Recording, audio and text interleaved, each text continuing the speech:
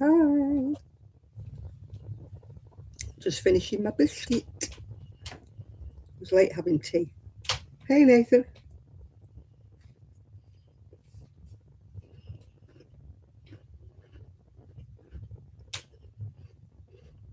Hmm. It says you're not in the room. It says nobody's in the room. How come you're here, Nathan? Hi, Amanda. Hi, Yolanda. Hello. I'm just finishing my biscuit. Have to excuse me. We had a late tea. So how are you all? Hope you're all feeling good. Hey, Marianne. It started raining here, so it was nice earlier on. Well, nice-ish. Not going out nice-ish, just nice-ish.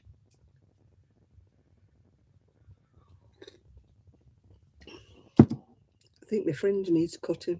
It's kind of in my eyes a bit.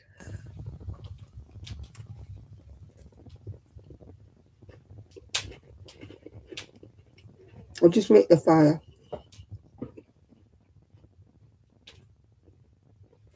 When it gets going, I need to put a log on it because I've only just started it off with the kindling. It wasn't cold until I sat down. The Crochet Queen. Oh, my friend made the most fantastic crown. It was actually on BBC TV, on the news. I'll see if I can show it to you.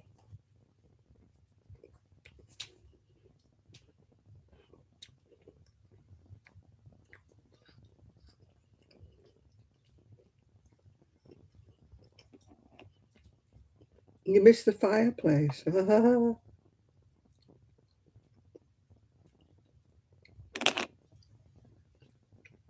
Yeah, she said she's so excited. Her coronation pieces have just been on the BBC Northwest Evening News. Let me see if I can see a better picture of it. She's such a good crocheter, my friend. Look how I'll find the pic. Oh, there we go. Oh, where's it gone? It's just disappeared. Oh, I had it and it's disappeared. Oh, there we go. Stop trying to touch it, Janet. Yes. There you go. She made King Charles and she made a crown and she wore it. And it was on BBC Look North TV. They showed it. She sent a photograph, not of herself wearing it. She sent a photograph. Ooh. There it is. She sent a photograph of her model of King Charles and the crown. We've told her she's got to bring it to Knit Club. You never know. I might get to actually put it on and try it on. Maybe she'll let us all try it on. If she does, I shall post a photograph on Facebook. Then I can be queen for the day. I can actually wear it for a few moments, yeah. It took her about 2 weeks to do it. What patience she's got, yeah. You saw two ladies, and no, she didn't go down. Sadly, she's disabled. She's in a wheelchair, so she wouldn't have gone down. She couldn't have done the crowds and stuff like that.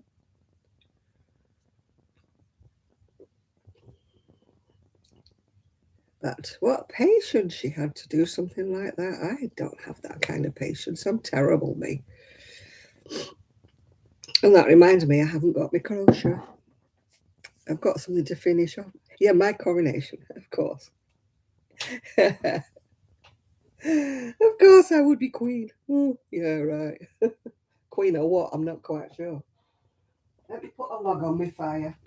Oh, and I would do anything for love. Oh, gosh, come on, log. Oh, let's hope it stays lit.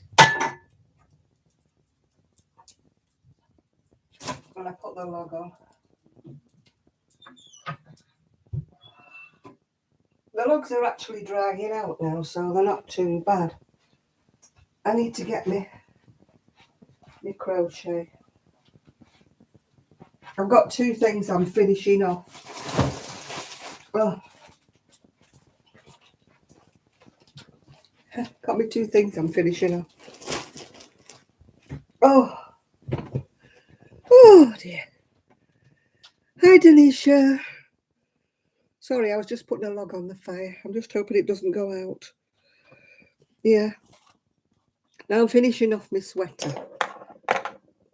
I was doing all right, but I ran out of wool. Yeah. So I was doing the sweater I'd started last week. I think I was doing it last week, wasn't I? I'd finished it off and done the sleeves, but I ran out of wool for the bottom because I'm not a crop top person. So I had to finish it off with plain. Oh, excuse me, coughing. So, you know, it's got the plain bit at the bottom, but still. Oh, yeah, this is another one that's a bit small. Maybe one day I'll grow into it. Oh, dear. I never have quite enough yarn. I'm like that lady, what she called Leslie. I don't know whether you've ever watched her. Her channel's called Not Quite Enough Yarn. That's me all over. I have lots of yarn, and then I never quite seem to have the right number of balls. And yet, of course, they've been in my stash for ages, so they're probably discontinued and stuff like that. So, you know, I can't get any more.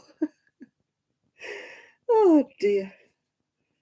This one's gone into one of its little knots, of course, as usual. Ah. Yeah, it's a bit small, this cardigan. I only had 4 balls and I really need about 6 to make myself a cardigan. I'm just trying to fool myself. I'm a lot thinner than I am. Although I keep making things too big for myself, but this time I went a bit silly and made it too small. And then it shrank in the wash. So, hey ho. So how are you all? Are you all okay this Saturday night? Yeah, I've still got backache, but we're not going to that. You know, don't want to put a blight on today's coronation, do I, by whinging about me back? I shall just try and get a bit comfier. Nobody wants to hear somebody whinging. So I hope you're all okay. I hope you're all got your crafting, have got your snacks, got your whatever it is you're going to get. Your biscuits, your chips, your whatever it is you've got. Yeah.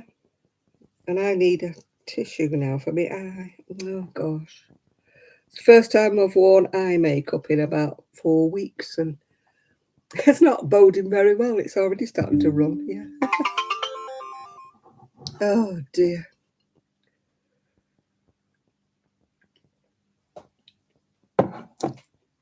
So what have you all been doing today?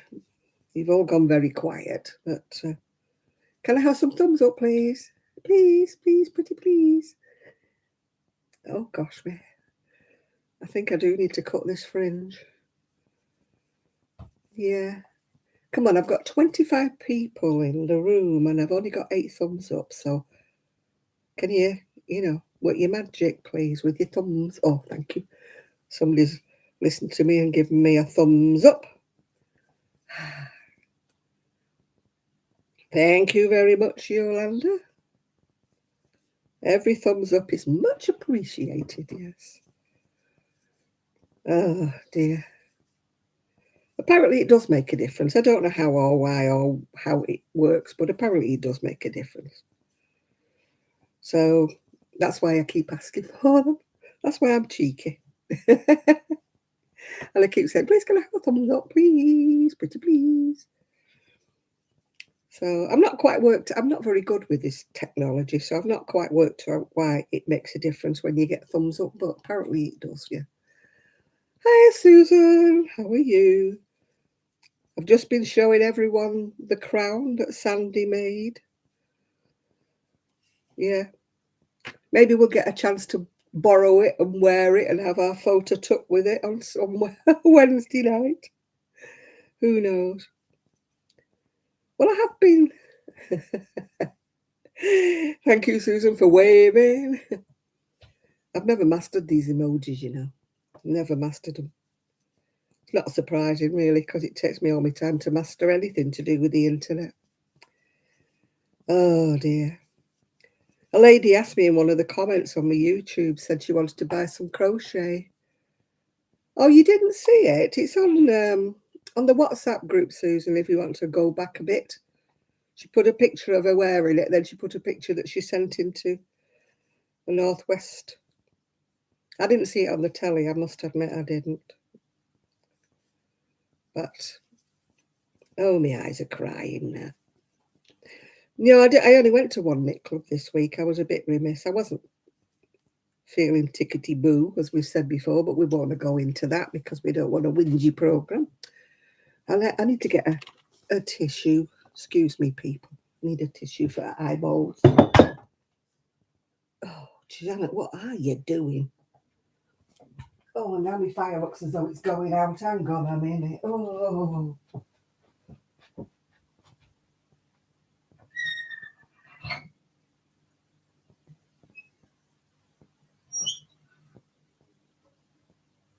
It was going quite well till I put a log on it and ruined it.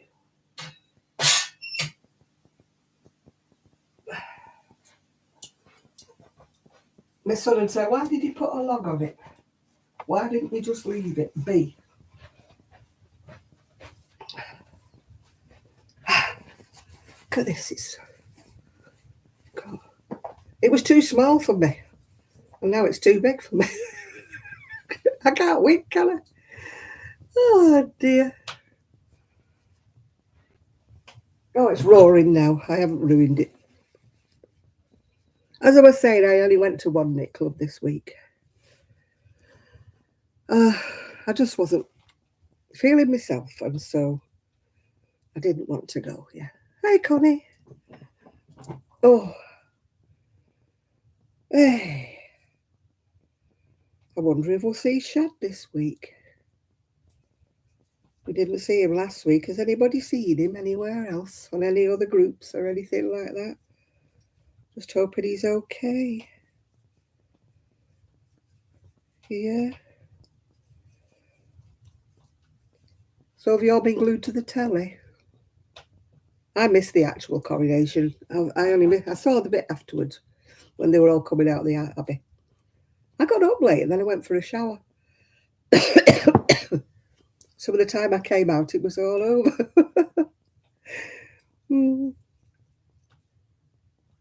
Nobody quite does pomp and ceremony like the Brits do, they know. I like watching all the parade when they were all marching along and, you know, everybody was in step and they were all marching to the same music. Oh, it must have took some choreography, that. So I did. I watched it. I didn't watch the actual coronation, though. No doubt it'll be on over and over and over again, so I won't have missed much, will I? Hey. So what are you all doing tonight, or this evening, or this afternoon, or this morning, wherever it is you happen to be living? If you disappear, you've fallen asleep. Oh, do you know, I nearly didn't come on because I fell asleep. I was watching Brokenwood Mysteries and I fell asleep. So you nearly didn't get me at all because I was nearly asleep. And I don't know why, because I didn't get up till about 11:30, so I've got no excuse for falling asleep. And I haven't took my painkiller, so that I really don't have an excuse if I do fall asleep. I should take them, really, but hey ho. I will soldier on. My fire's burning away there now. Wonder if it's safe to close the door now, because I don't want it going berserk on me. Berserk.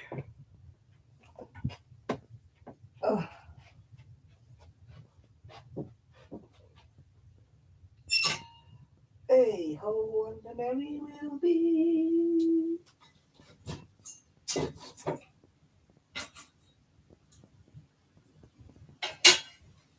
I think I'll close the door. It should burn. Oh, it should burn a bit now.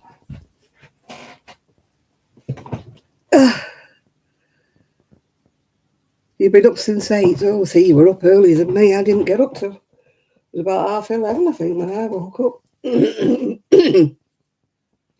But I must confess, I was a little bit... I'd taken my painkillers, so... When I take them, it just it knocks me out. Well, I don't know about anybody else's weather, but it's been raining here. It didn't rain, though, until this afternoon. But it's...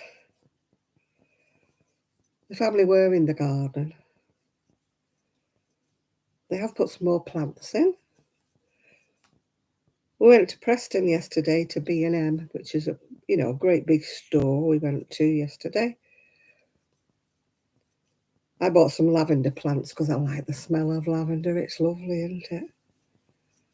So I bought some lavender plants. I was trying to find a lemon geranium, but I didn't find one. They have them on Amazon, so I'm going to have to get one from there. Although I don't know quite how they would send it in its pot, but we'll see. It always reminds me of my mum. My mum always had a lemon geranium plant on the kitchen windowsill because it's reputed that it's scent and that repels the flies and cooking smells. So it would be nice. Remind me of my mum if I could find a lemon geranium.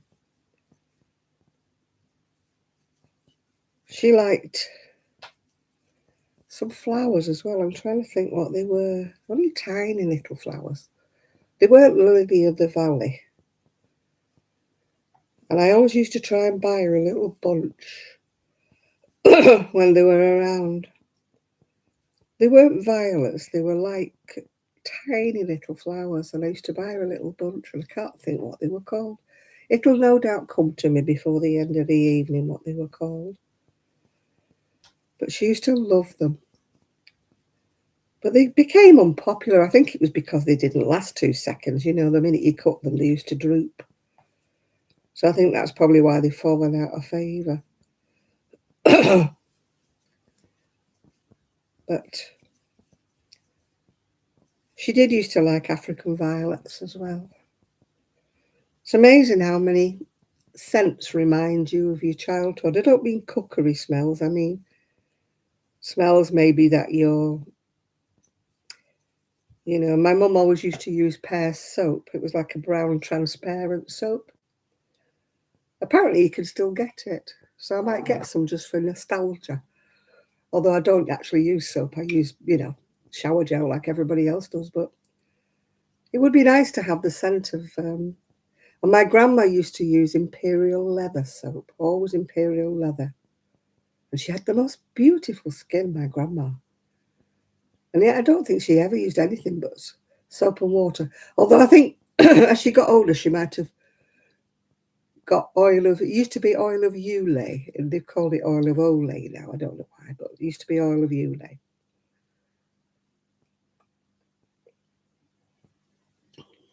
But she was definitely a soap and water girl, my grandma. I don't think she even wore any lipstick. But that's what reminds me of my childhood. Lemon geraniums, lavender, Pear soap, imperial leather soap.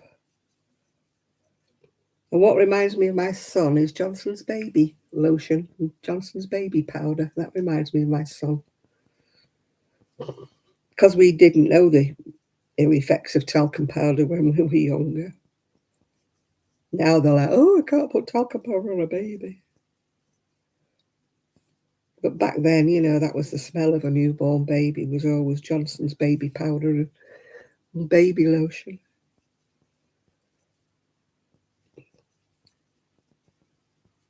Everybody's very quiet. What are you all doing? Have you all nodded off of a board you already? You've only been on 20 minutes and already you're all gone quiet on me. Please say something. Yeah. Now, it's funny, we went to Preston yesterday and we drove into the most horrendous storm. It was thundering, it was lightning, and it was lashing down with rain. And of course, we haven't taken. Oh, you're there. I'm glad you're here, Connie. It was lashing it down with rain, and we didn't take an umbrella, did we? Because it wasn't raining when we set off. And when we finally got back home, dripping wet through, all the stuff for the garden was wet through and everything. And it hadn't rained in Fleetwood. Right, Marianne, you're home from work. Yolanda, you're unravelling a mess in your knitting. Oh, that rings a bell with me, dear. You enjoying me talking? Oh, dear, you must have a very dull life nowadays. Hi, Diane. You're in London, you've had rain all day, Connie. It's raining now, but I must admit, yesterday it didn't rain here at all. I think it might have rained very late on last night. But I was, it was later after we were.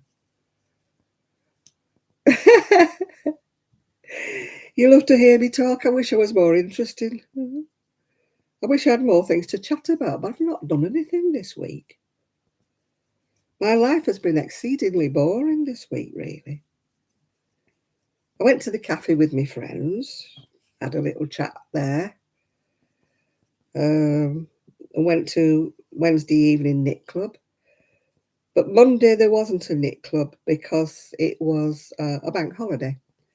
And I don't go on a Tuesday. They held it on a Tuesday instead. But I couldn't go on a Tuesday because it's my day for dog minding. Family go out and leave me with the doggies. And it'll be the same this coming Monday. The Monday knit club will be on a Tuesday. And again, I shall be looking after the doggies. So I won't be going to the Monday knit club. Apparently 2 things must have sold, but nothing expensive. As I was saying, one lady put a comment underneath in my video saying she wanted to buy some stuff from my shop, and I'm like, I don't have a web page. I've been very lackadaisical. I'm really hopeless. I'm just useless at things like this. Really, really useless, yeah. And yet to have one made for you costs lots and lots of pennies, and I don't have them. So I don't know what I'm going to do.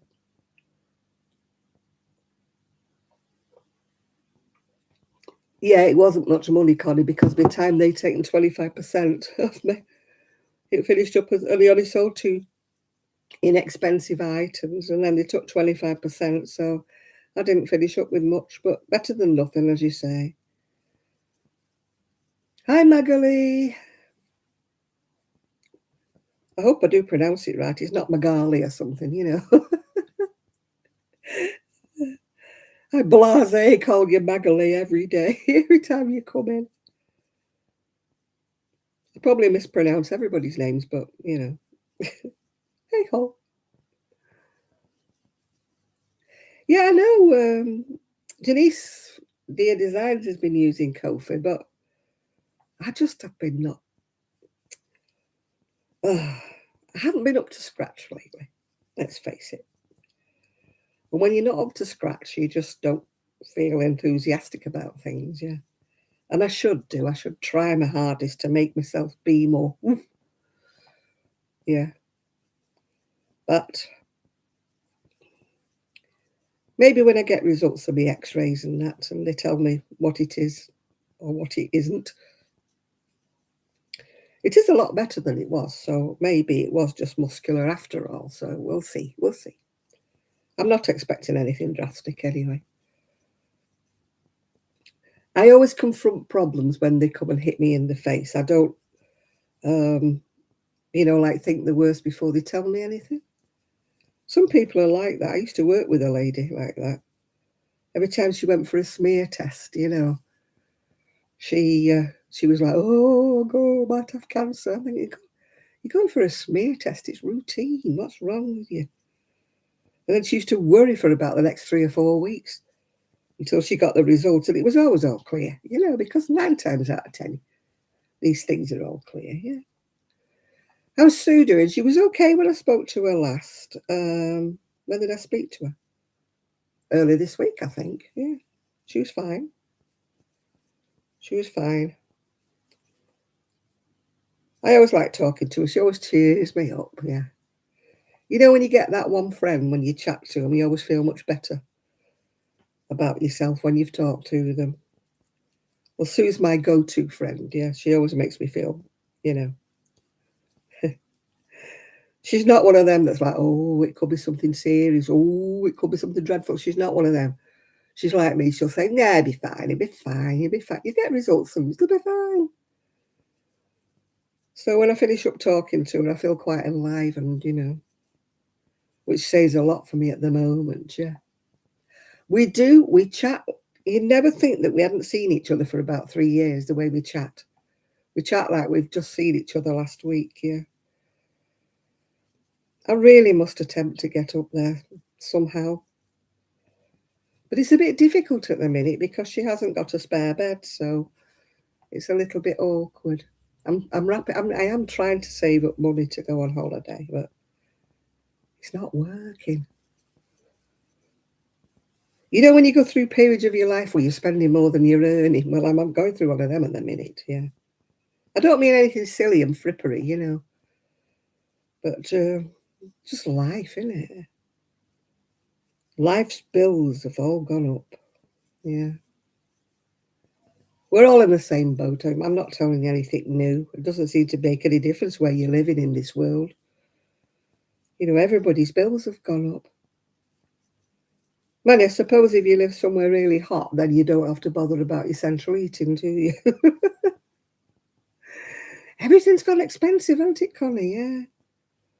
Yeah. The food's gone up, clothes have gone up. Everything you're looking at's all...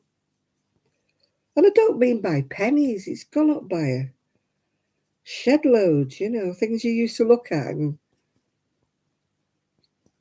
Oh, well, yeah, we don't want to look into that. But it probably brought millions in tourism. You've got to think about that, Nathan. Yeah. But I'm all for a bit of pomp and ceremony. I like a bit of that. It cheers us all up, no matter how rough it is, yeah. It does cheer everybody up. Well, unless you're anti-royalist, but... everybody seems to be, smiling and happy and waving a flag, Of course, there's always the ones who are anti-royalist and don't like anything, but, I like a bit of pomp and ceremony. I do. Nobody puts on a show, do they, like we Brits do? You've got to admit it. It made me so proud of them all marching in time and they're all on the same beat and they've all got the same music going and they must have took forever to choreograph that. Everybody taking their hats off at the same time and doing the 3 cheers and oh dear. I was so glad it wasn't a shambles, showing us up in front of them. Well, it rained for the Queen, didn't it? It rained on her coronation, so it's kind of par for the course. Yeah. When the lovely Queen got crowned, it rained on her parade too, yeah. So it has to be Britain. It wouldn't be Britain if the sun were cracking the flags, was it? It wouldn't be Britain. I'm still waiting for this blinking heat wave they promised us last year. It's a long time coming up here, I tell you. I did ask Sue if she'd got the heat wave up there, but she said she hadn't, yeah. Yeah. She's trying to do her garden. She's very much got a garden that's got veggies in it and fruit trees and everything. So she's got quite a plot to do. And her with her bad back as well, yeah. So, yeah, she was doing her garden when I spoke to her the other day, yeah.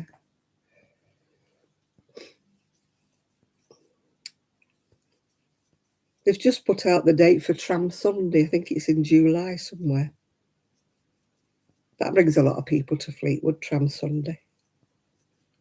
Last time I went, it was rammed. Oh, town, the old city. Well, it's not a city, is it? The old town was rammed with people. Makes a change. Seeing some tourists, yeah. Normally it's pretty dismal here, but nearly got blown away the other day. Irene said, "Why didn't you put the sides down on your scooter?" I said, "I would have been in the sea." Because you're not supposed to put the sides down if it's really, really windy. I do put them down if it's minor windy. It keeps me nice and warm. But my goodness, it was woof, nearly blew me in the sea. Irene said, "I doubt it." He said, "The scooter's that heavy. I doubt you'd got into the sea," but I didn't want to risk it, yeah. Still. So me and my friend were having a good old moan. You know, going down the seafront, going moan, moan, moan about the weather. It's if you're not a Brit, it's a terribly sort of British English thing to do is to talk about the weather. You know, we talk about it if it's raining, we talk about it if it's sunny, we talk about it if it's snowing. We've always talked about the weather.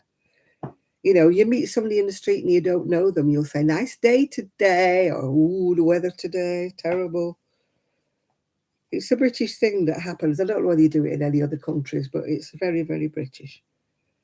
Right, hang on a minute, let me show you. I'm making a sweater.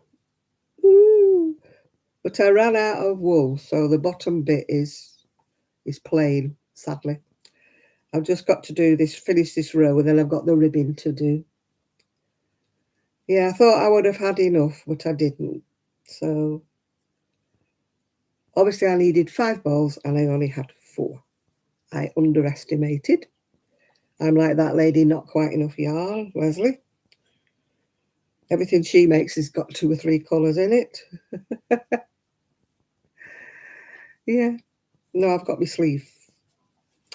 I probably would have had enough yarn if I'd have done the sleeves a bit narrower. The sleeves are a bit wide, actually. But I didn't feel like redoing them all. It's Red Heart Unforgettable. It's called Dragonfly. I don't know whether they still make it or not, actually.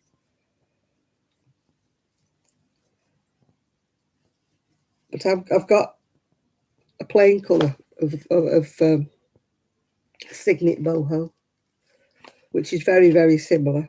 This is Boho Spirit, but it's very, very similar to the Unforgettable. So I'm finishing it off with that. It feels the same, it just kind of doesn't look the same. Well, they don't do a dragonfly colour, let's just say. They do other colours. I've got loads and loads of colours in my shed. I need to go in that shed and make a video, actually, because I haven't unpacked the bag that I've fetched back from the shop, you know. I took them a massive, massive bag full of stuff and they didn't want half of it. But I don't think they wanted a quarter of it. So I fetched most of it back again. So I was going to make a video of me putting it back on the rail again. So I thought, well, I'll do that, but I just wasn't in the humour. You know, my eyes were running like taps. They weren't right and my back was hurting. So I thought it would be a very miserable video, and I hate making miserable videos. I only like to make videos when I'm feeling tickety-boo, which accounts for the fact there's not been many videos lately. I'm always being told off, you should make more videos, you should make more videos. But when I was at Mount Side, when I was in Prestwich, I always seemed to have something to chat about. But since I've been living here, my life's pretty boring, really. So, you know, I don't really feel as though I've got a lot to tell you. Although usually when I start chatting, I do find things to chat about. But my last video was very short because I just clammed up. I just had nothing to say. You know. I keep thinking I'll try and make videos out and about, but my scooter's so noisy and it's so squeaky that you wouldn't be able to hear what I was saying. Somebody said take the sound off it, but I don't know how to do that. So, you know, put some of the free music on instead, you know. But YouTube doesn't like me uploading anything when it's noisy and squeaky. It just says it couldn't upload, well, it wouldn't upload my video onto my PC, so it never even got as far as YouTube. All I could hear was the wind blowing and the blinking scooter squeaking. And you could hear me sort of speaking in the background, you know, buffeted by the wind. So it wasn't a good, you know. And then I did one of the garden and the camera just cut out on me. So I nearly got to the end of a half-hour video showing you the garden and different things that we were doing, and then it just cut out. And you think when it cuts out, you think it would record a bit before it cuts out, but it didn't. It just didn't show me anything. It just went out altogether. And my camera on my phone doesn't, you know, people use them, but mine, no. Mine won't upload. It just, I don't know. As I said, I'm not having any luck with my outdoor video. I'd have to stand still and just show you things like, and I can't edit videos together because I'm stupid, you know. Oh, I never learned how to edit two videos together. Well, I did actually. YouTube used to let you do it, courtesy of their free program. And then, of course, they took it off, didn't they? And after they took it off, I could never edit them anymore. I couldn't edit them together anymore. So now you've got to either find a free editing software or buy one. And then even then I wouldn't know what I was doing. I should go on a course, but there isn't any, you know. How to edit videos together. And please don't tell me to look it up on YouTube. I need somebody sitting by my side. And I don't know anybody. I can't edit. I haven't got a clue. I can't even write them things. You know, when I say something wrong, when I say eBay and I should have said Etsy, I can't even write at the bottom. I can't even do that. You know, people have got these fantastic software things, haven't they? You know, where they have like bubbles coming on top of their head and they have stars and things. I'm just hopeless. My videos are just as they come, live, unedited. And if for any reason I have to stop them, I have to start all over again. Yeah, because I can't do them. Hey, oh, to be clever in the world of technology. I can't help it if I'm thick. You haven't got a clue either. I'm glad I'm not on my own, Connie.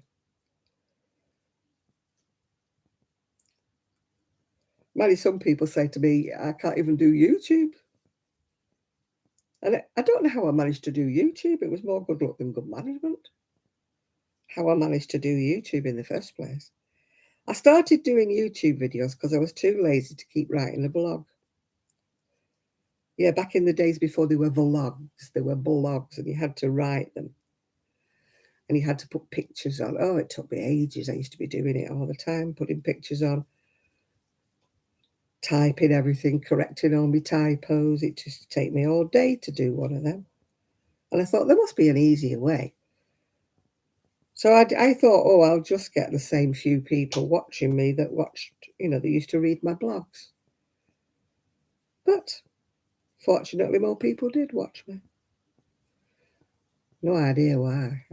I wouldn't watch me if it was me. Oh, dear.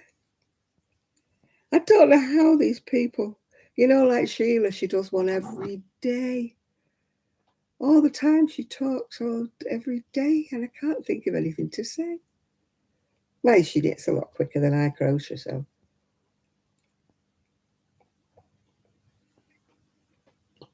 I mean, when I lived on my own, I used to sit and crochet more or less all the day. So I was always doing something. And then I had my Etsy shop, so I used to sell things. So I used to make things to sell.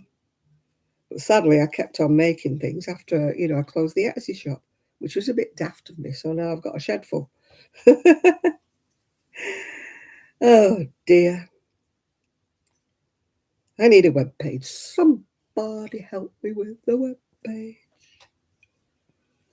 People say to me, oh, you need to find a teenager. They'll do it for you for a few quid,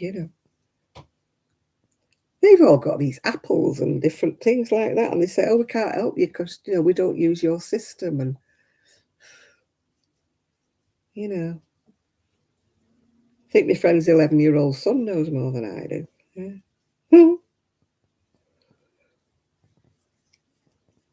I did have a free web page I could put 9 things on, but when my computer crashed, my tower crashed, it took everything with it. So now I don't even know how to get into the site, and I don't even know what my password was or anything. And I keep hoping my friend will be able to rescue some of the stuff that was on my computer that went kaput, because I have loads of photos on there that I'd like to get back. Yeah. So we shall see what we shall see. Whew. Oh God.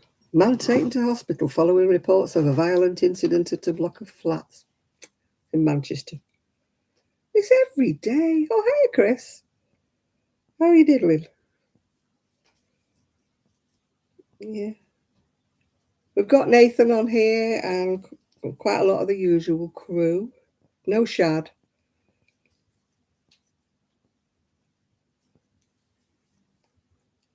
No Kaz, but she's been working, hasn't she? Well, she might come in later on, you never know.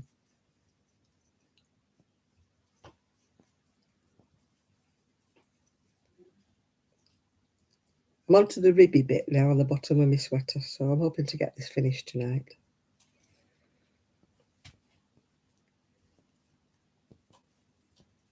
Have you been making your dinner, Chris? Have you made your lunch or whatever it is you're eating? What did I have today? Oh, pan-fried chicken and no, not heard from Kelly for about a year and a half now. She's not made any video. She's not done anything, so I don't know where she is. Not heard from her at all. Well, you're cooking a nice Mediterranean lamb and you forgot. Oh, you forgot me. Oh, how can you do that, Chris? I'm so unforgettable. I wish. Yeah. Yeah, I had baked potato and I had absolutely oodles and doodles of butter. I can't eat anything dry. I don't know about anybody else. I've got to have half a pat of butter on my baked potato.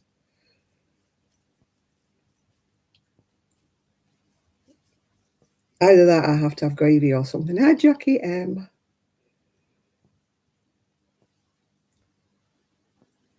You got lost in another live. Have you seen Shad anywhere? You seen Shad on a live any place? I'm just hoping he's okay. Not she, yeah. I hope he comes on tonight because I've got no way of getting in touch with him because he's not on social media. He's not on Instagram and he's not on Facebook, so I can't message him anywhere. I've not got his email or anything.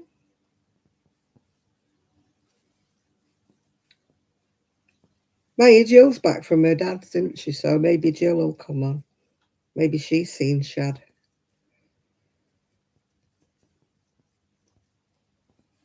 Oh, thank you, Jackie. I'm on the ribby bit now. I've had to finish off with a plain colour. A bit disappointed about that, but still. Yeah. I know when I lived at Mountside, at least I could show you little Gigi, couldn't I?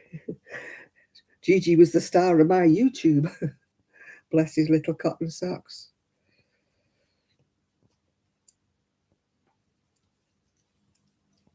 Hey, don't even have. I've been nursing Trixie. I know she's awaiting. She sat behind me today when I was watching the TV. She's massive. She's a chunk and a half. She was insisting on sitting all over me. She weighs muscle. God, I don't know what it is. I mean, she's not fat. She's just solid. Hi, Esther. The weather is raining. So, no, it's not nice and warm. I've lit my fire. Yeah. It rained today. It didn't rain until tea time here, but it rained in London, I believe. It's rained all day for the Coronation, so.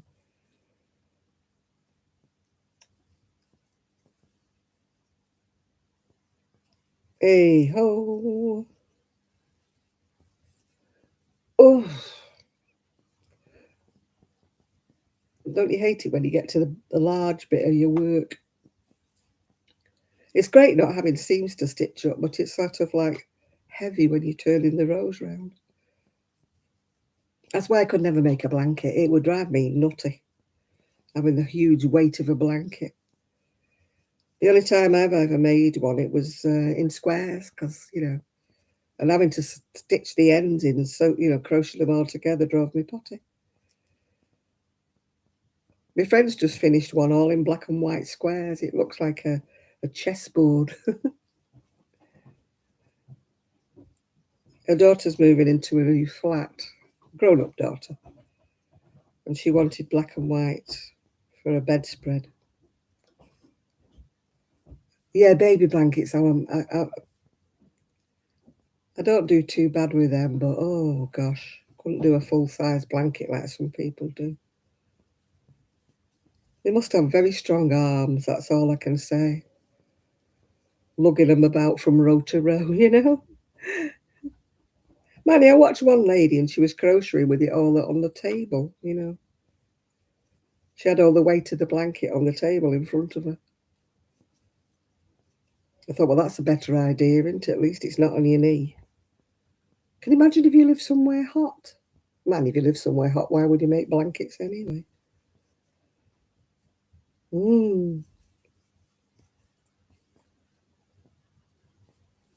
People who live in 80 degrees heat sat there crocheting a blanket. I'm like, why?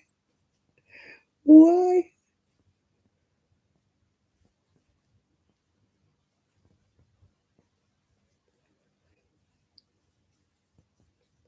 Yeah, la,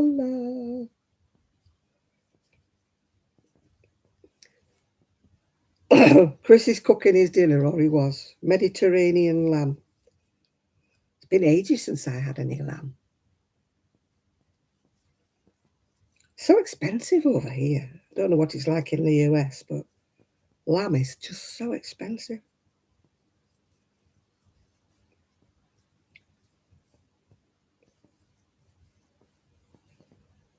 Yeah, I made myself a one in yellow for when I went to Harmony and Health, and then I stopped going.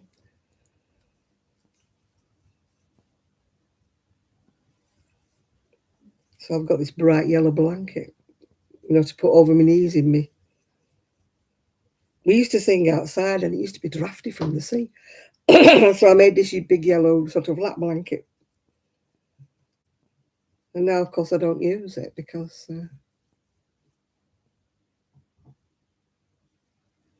oh, I know, Jackie, it's terrible, isn't it? I only got some bits and bobs. We went to B&M, which is like a cheaper kind of store, a bit like your Dollar General or some, maybe a bit or more at market than your Dollar General, but it's not a dear shop. And I got some toiletries, some shampoo and stuff and bits and pieces. And it was £52 when I got to the till. And there was nothing there to eat except a packet full of crisps. That's all I had. And I didn't buy any chocolate. You'd be pleased with me. I didn't buy any chocolate. And yeah, it was just mostly toiletries and, stuff to clean the bathroom with and things like that. I did buy some lavender plants and I did buy a big bag of compost. So, but still, 52 quid was a lot of money for what I had in my basket. Yeah, it fitted in a bag, you know, like an ordinary grocery bag you buy at the supermarket. You know, a little bag. Everything I bought, apart from this compost, fitted in a little bag, and it was 52 quid. I'm like, what?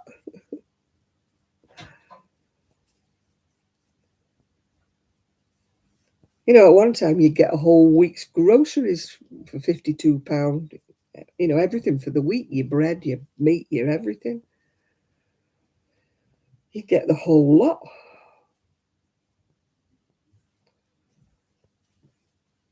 Now you can't go in and out of the grocery store. Yeah. You know, you can't go in and out of the grocery store less than about 50 or 60 quid, and you don't come out with a week's worth of groceries. Not even if you go to the cheap supermarkets. I mean, we don't go to the expensive supermarkets by any stretch of the imagination, but, you know, our grocery bill's gone up about 3 times as much. You know, it's not like we're buying steak or we're buying, you know, joints of beef or anything like that. We don't do that anymore.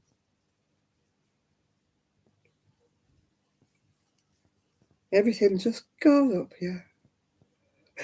Yeah, I was into a chicken coop. Mind you, I was watching somebody and they were saying how much the price of, you know, grain and stuff to feed the chickens has gone up. I thought, God, it was cheaper to go and get the eggs from the supermarket.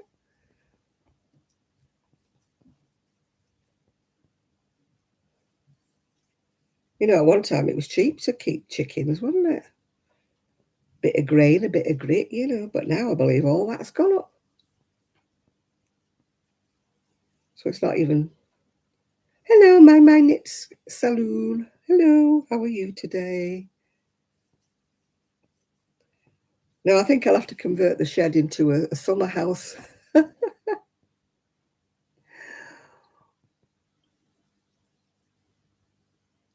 Yeah, it's just expensive everywhere. It's not just like, you know, Britain, where I mean everything has gone up in Britain, but you know, I talk to other people in other countries and it's just gone ridiculous. Somebody is making one heck of a lot of profit out of the rest of us. But if you're on a fixed income, you know, it's just, you know, your money doesn't go up, you know. My pension's gone up by so little, you know, that it's ridiculous. And yet the food bills have gone up so much. $5 to $8 a dozen. Oh gosh. I'm not quite sure how much they are here because I'm not the one who does the grocery buying, but I don't think they're quite that bad here, but I know they've gone up a lot. I mean, eggs used to be really cheap. You know, if you were a bit down on your luck one week, you know what I mean? The fourth week of the month when you're always a bit, you could always rely on egg and chips, couldn't you? Things like that. They're cheap, yeah, but not anymore. You know, poached eggs, egg on toast, scrambled eggs, egg and chips used to be my staple, you know, when I sort of ran out of money on the last week of the month, you know, before you got paid. Baked potatoes, things like that. But now it's even expensive to use, you know, to be on your cheap stuff, isn't it? You know, there was always something that you could eat. I mean, even beans, baked beans have gone up about 3 times as much. Honestly, yeah. Oh, let's see who sent me a message.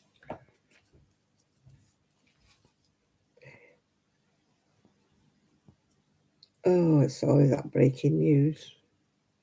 Why do I have Hindustani Times, the weekly horoscope? Hindustani Times.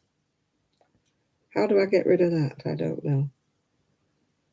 Prince William and Kate, what they're doing now. Share some breathtaking behind the scenes coronation footage. I bet it's that Prince Louis getting up to some mischief. He's a little so and so, isn't he, that one? 5-year-old bundle of mischief, yeah. Oh, I know. It's the same everywhere, isn't it, my knit saloon? It's not just one country.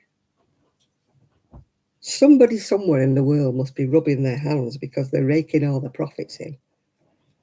Because you can't tell me that food is costing that much more before somebody's had their fingers in the till.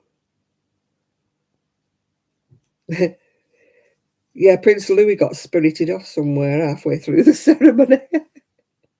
Man, he was yawning, wasn't he, and pointing at the ceiling. So, but he is only 5, and he looks like a bundle of trouble, doesn't he? Let's face it.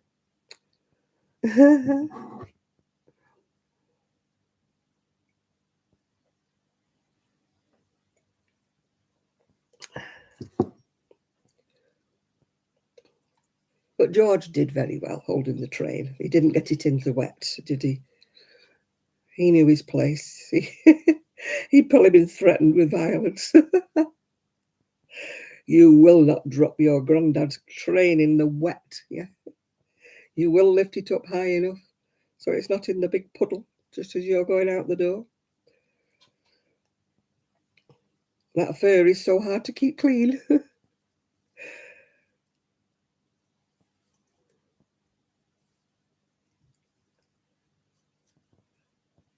Hey. At least we got the red arrows, didn't we? With the red, white, and blue.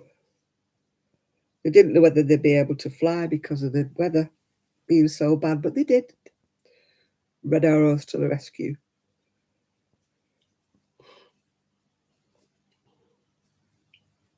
I have seen them fly by when I lived in Manchester. They flew by somewhere, I forget where they were being. But they weren't actually trailing the plumes when we went past where I lived. But they were, in formation, obviously. I just think they got rid of the plumes wherever they were flying past. Must have been something going on in Manchester at the time. But I can't remember what it was.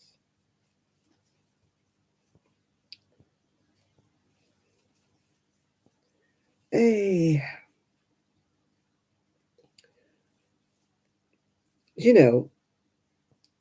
Zoe, 24 karat crochet, used to love doing front post, back post crochet. It drives me nuts. I always get my stitches wound up.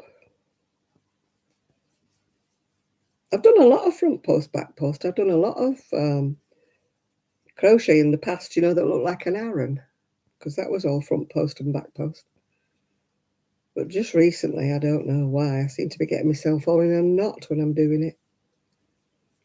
And I think I'm going to have to go into a smaller hook because it's not going to pull in enough at the bottom. I'll finish this row and then I'll find a smaller hook. You're craving pastries thinking about Sweden. You've been on I can't do. My niece does intermittent fasting. I can't do it. Manny, I'm not supposed to because I'm diabetic, so I'm not supposed to fast. I only ever eat 2 meals a day, though. I don't eat 3. I'm supposed to eat. I'm supposed to eat little and often, and I don't. I just don't feel hungry these days. I eat my breakfast, which was a piece of toast this morning, just toast with butter. But it was a nice piece of, like crusty bread. It was quite thick, so I had 1 piece of toast. And then I had, oh no, I did have 3 meals today. I had a tin of soup for my lunch. And then I had a baked potato with lots of butter and pan-fried chicken for my dinner tonight. But I've got some crisps. When I went shopping, I found some Walker's crisps. So I bought some of those. And I found me dandelion and burdock. Yay.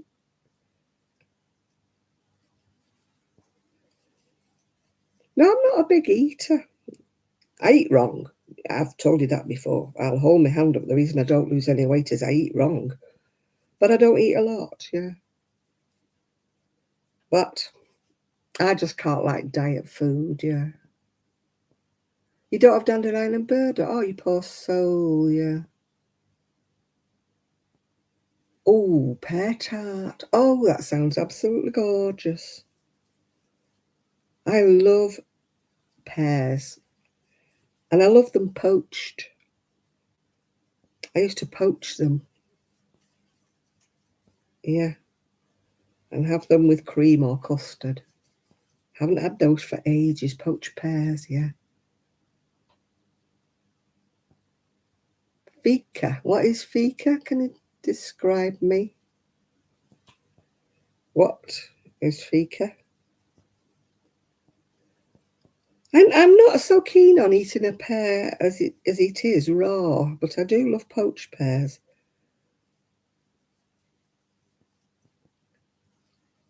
You know, because sometimes the pears are a bit crunchy, you know, a bit like, I don't mind a crunchy apple. I hate soft apples. Ugh. You know, some apples are really soggy, aren't they? I hate that. My apple's got to be crunchy. But I don't like crunchy pears, yeah. Now you're going to make me want to eat my crisps in a minute. I might eat them when I get to the end of this round, before I go looking for the smaller hook. Oh, let me look at my fire, see if it's still going. Oh, it's still blazing. Yeah, we don't often have any puddings here because we're all sort of watching our weight. So it's very rare. We maybe have puddings once a week. We had tiramisu the other day. We don't, like I said, we don't normally eat. But when I was living on my own, I used to like ice cream more than anything. Just plain vanilla ice cream. Didn't have to have anything with it, just plain vanilla ice cream. That was my idea of a treat. And it wasn't even the most expensive, you know, not Ben and Jerry's are out like that. You know, it was just plain, ordinary. Cornish dairy cream was my favourite. Yeah. And I like apple pie, so long as it's not got too much crust. I'm not very good with pastry. I tend to leave a lot of the pastry. But I do like a nice apple pie, yeah. Oh, I know. I'm a bad diabetic as well, Esther. You're not on your own. I get told off every time I go to see my diabetes nurse. She tells me off. You're going to be on insulin if you don't behave. Hmm. Oh, I love vanilla ice cream. I'm not a fan of all the other stuff. Do you remember the other week when I got that Rocky Road thing, whatever it was? Oh, God, it was so thickly. I wished I hadn't bothered. But they didn't have any vanilla, otherwise I would have had a vanilla. We don't have a freezer in the kitchen. It's in the garage, which is why I don't eat ice cream, because I hate going out there in the dark, in the garage, with my little flashlight, taking my bowl, nowhere to put the bowl except on the floor. Then you get the ice cream out the freezer and it's like you're bending the spoon, you know. Oh. Yeah, it did count as fasting, didn't it, that day, Chris? I wouldn't have minded, but the shake didn't taste of anything. Yeah. They do some lovely shakes at the cafe that we go to, but I can't have them because they only have them with cow's milk. And as you know, I've suddenly developed a dairy intolerance. How can you live till you're about 75 years old, drinking all things dairy, yeah? And then suddenly become dairy intolerant, yeah?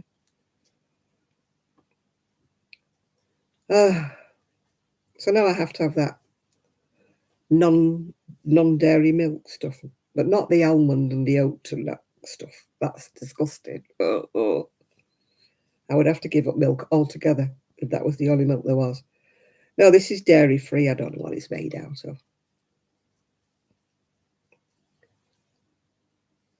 But they only have almond and oat milk at the cafe.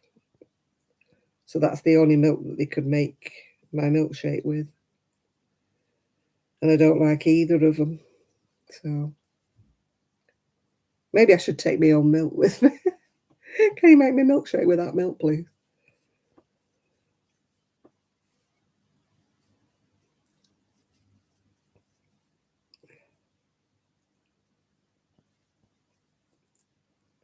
Hey. I just wish they made bacon and egg butties at this cafe that we go to. They don't. We're hoping for the nicer weather, then we can go to a different cafe where they do have bacon and eggs, but they're open air.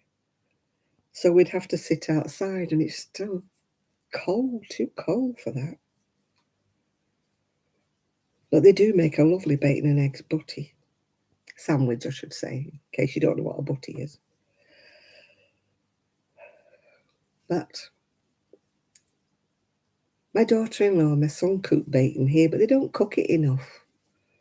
I like mine crispy, you know, till it's crispy, crispy. I don't like soggy bacon. When they were away, I made my own bacon and egg every day. Crispy, crispy bacon. Oh, it was lovely. I hate it when they wave it over the frying pan, you know. I don't like it, especially if it's got fat on it and it's sloppy. Oh, God, it drives me nuts. It's Sunday tomorrow. We'll have bacon tomorrow. We usually do on a Sunday, and it won't be well done.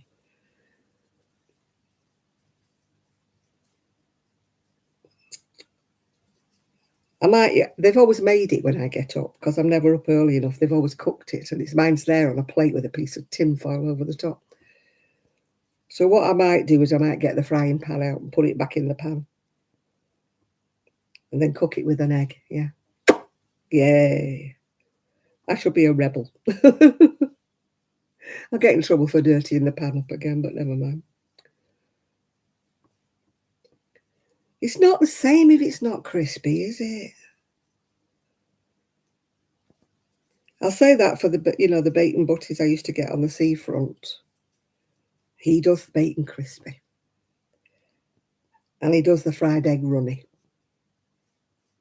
Cannot be doing with overcooked fried eggs when they're solid. Ugh.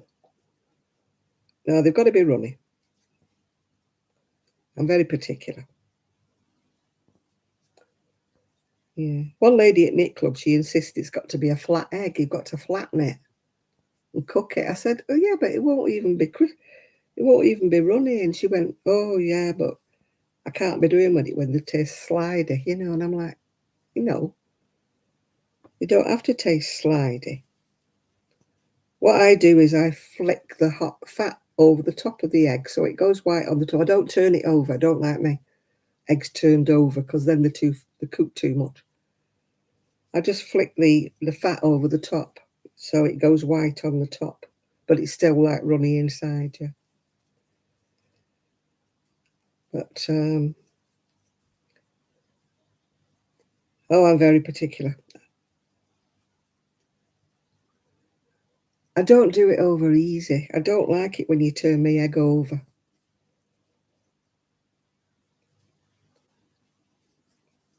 I have to just flick the fat over the egg, yeah, but not turn it over.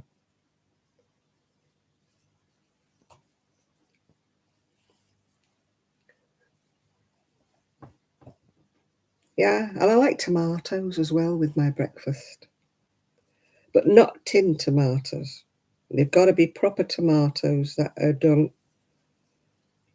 in the pan, yeah, sliced and done in the pan.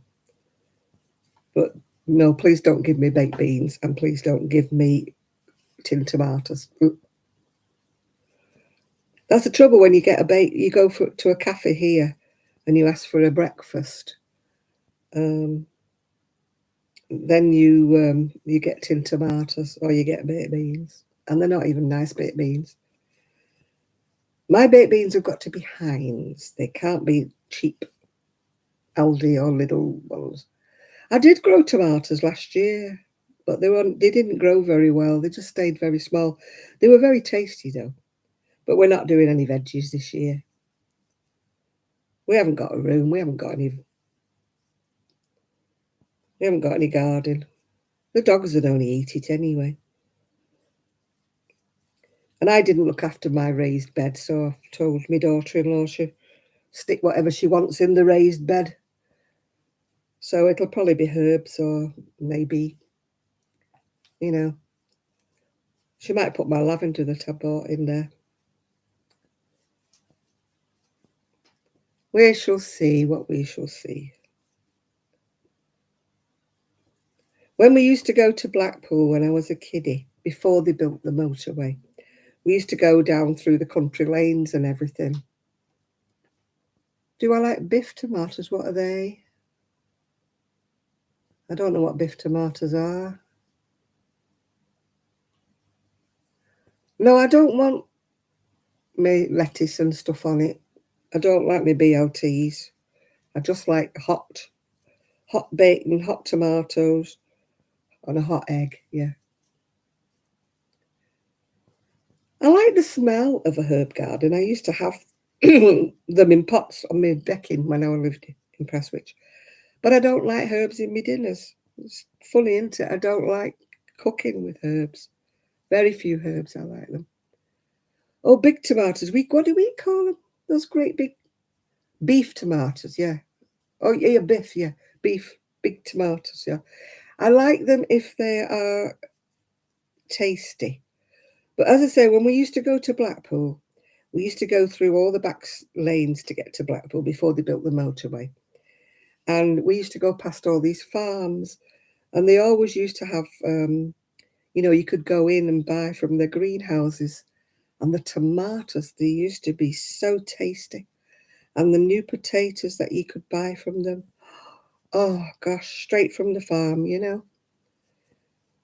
I mean, I don't know whether there is a farm store anywhere near here. I haven't seen one. But, I haven't seen a farm store. Some places are lucky they have them. Farm stalls, yeah. I want to go up to the fish market.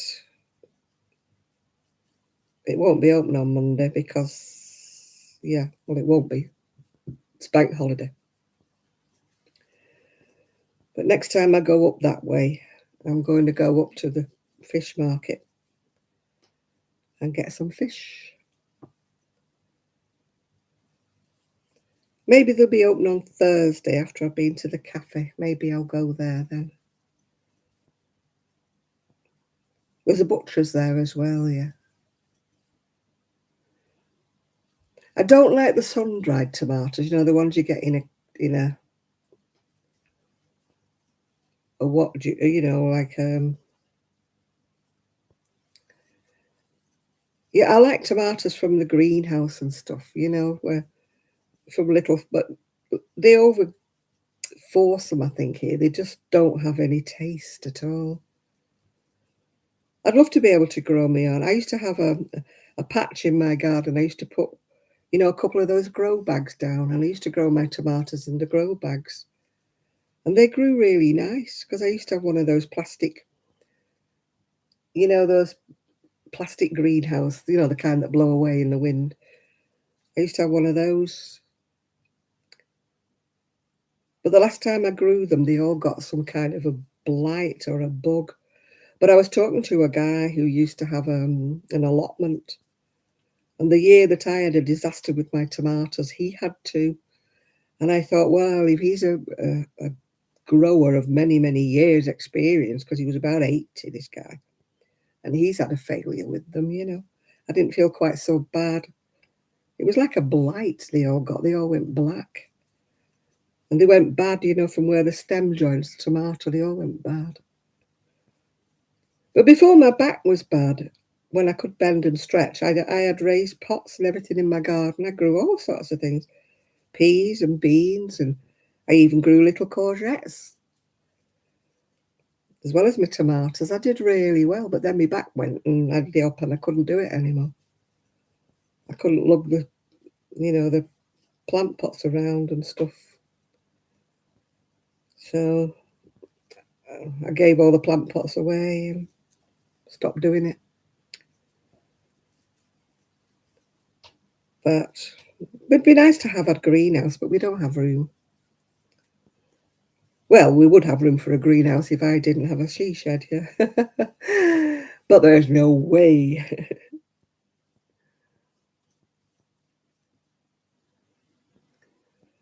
Yeah.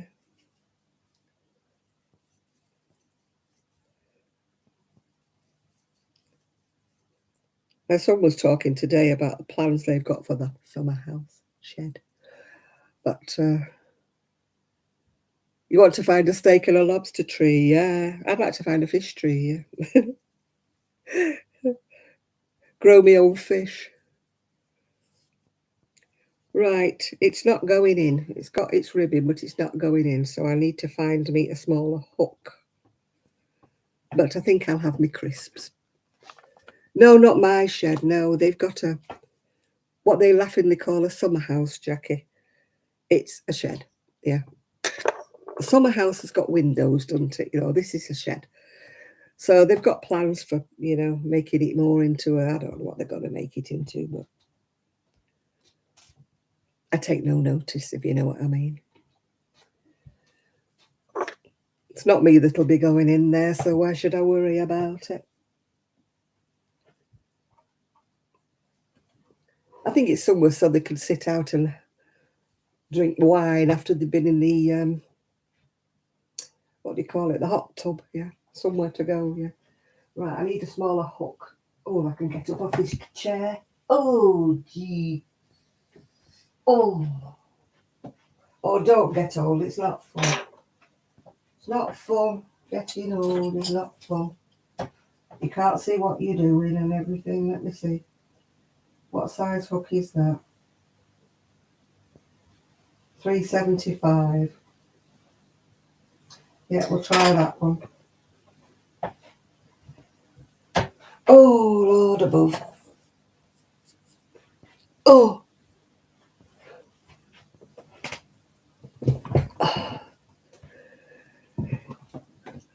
The plan I have for my shed is to actually tidy the flipping thing up.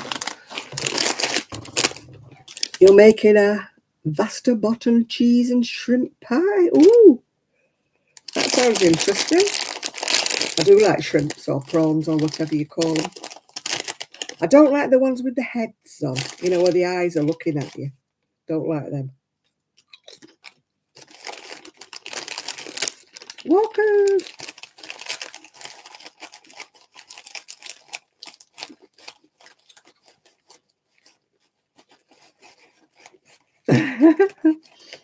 Well, bribe him with something. Tell him he can buy himself a beer or something. Oh, you don't? No heads. I don't want heads. I love a prawn cocktail. I'm very 60s, I'm not sophisticated. I like a prawn cocktail. But I don't like them when they hang that shrimp thing, the prawn or whatever it is, when they hang it over the side and it's got all its bits still attached. No, that ain't me. And I would never eat lobster for that reason when they bring it you when it's got its head and oh no.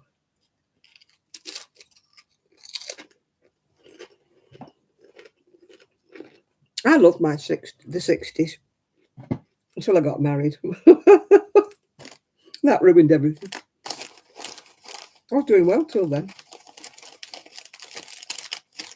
But all my friends were getting married and it seemed like a good idea at the time.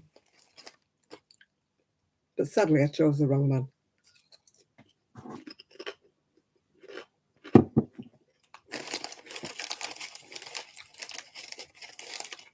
But I really enjoyed the 60s. As I say, up to getting married. I had a whale of a time.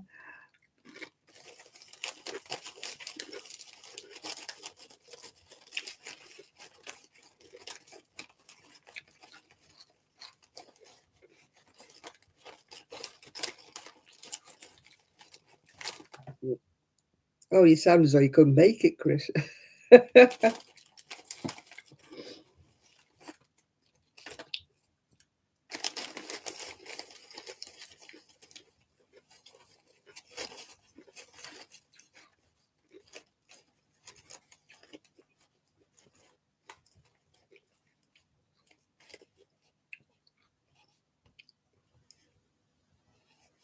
Boiled egg, sour cream.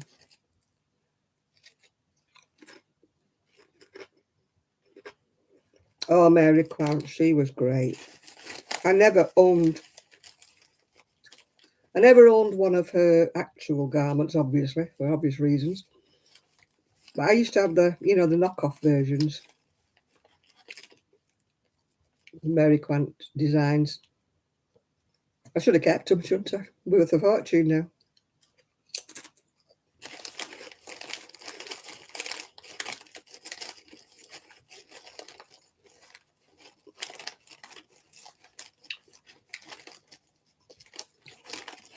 Yeah, Mary Quant, that was my era, Mary Quant. I was sort of a mini-skirted Mary Quant some of the time, and then a hippie the rest of the time.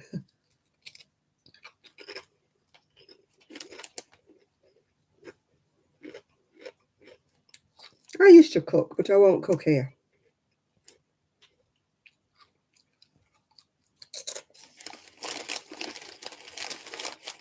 I will cook on my own, I will cook, but I won't cook for them.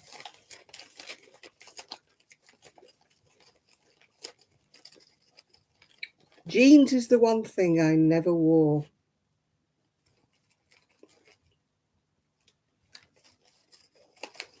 Never wore jeans. Never liked them.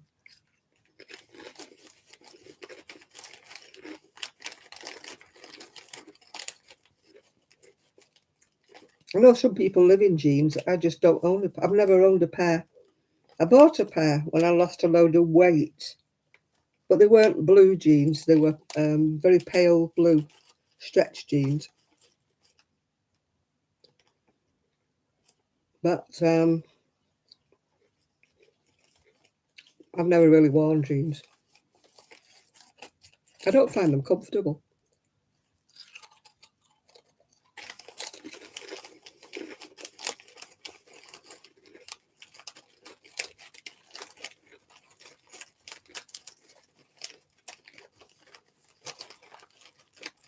Men look better in jeans.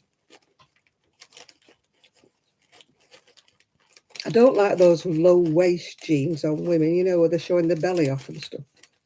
And they just come above the pubic bone. I don't like that. I don't think they look nice at all.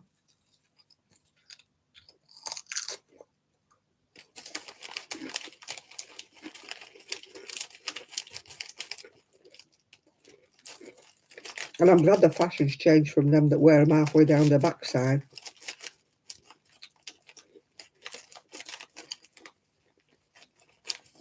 You know, the youngsters who used to be showing all the boxer shorts. Huh? Thank God that's gone off.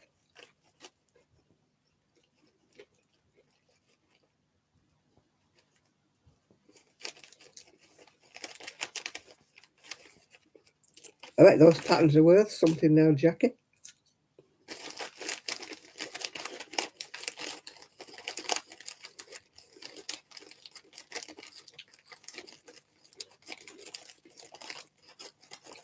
I need to get my sewing machine going, not to make anything, but there's so much stuff I need that needs altering. I mean, a lot of my dresses are way too big for me now.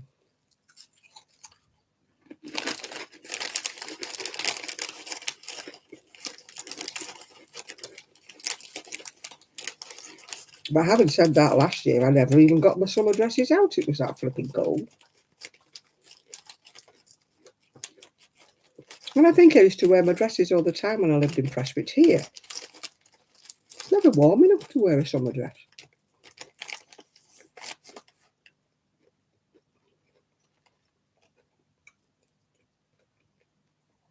If I win that lottery tonight, I'll tell you, I'm off. I'm not staying here.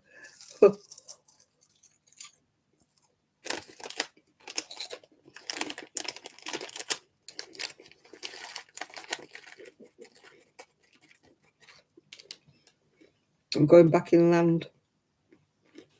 Living by the sea is not all it's cracked up to be. It's blinking cold.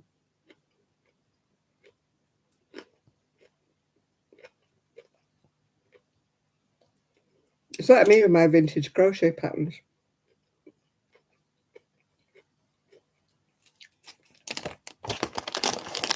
my designer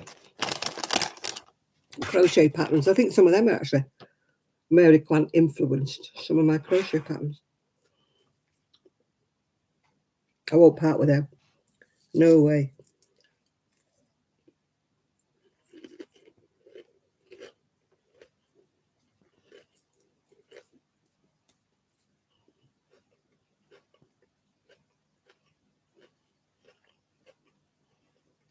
Do I ever show my patterns? No, I don't actually. People would probably only want to buy them. And I ain't parting with them. I've got racks of them, books full of vintage patterns. But a lot of them you can buy PDF copies of them on Etsy. People are not supposed to photocopy them and sell them, but they do.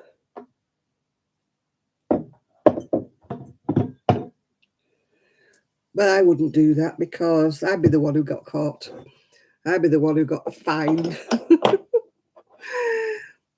But the number of people who photocopy patterns, it is my shark is opening my bottle. I've had this since I used to go. This is probably back from the 80s, I think. Got it from St. Ives. Before the 80s, before I was married, I think I got that. Was from my mum. The one thing I kept on my mum's when we broke up her house after she passed away.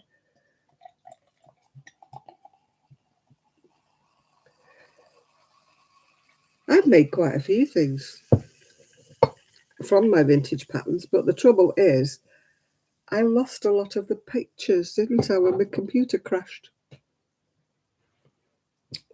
So I'd love to be able to get my patterns back, you know, my pictures back again.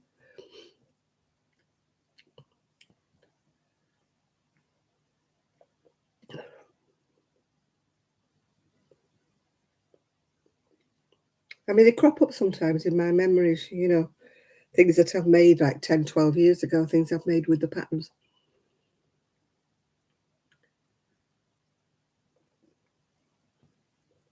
I had a friend I used to crochet for, and she loved all the patterns, and she had me making her shorts and everything from my vintage patterns. I mean, the lady at that shop, she said, "Oh, can you make me a crochet trousers suit?" And I thought, no, I'm not doing it because she's already quibbled about the prices of everything I took in for her. So there's no way I'm making her a crochet trousers suit.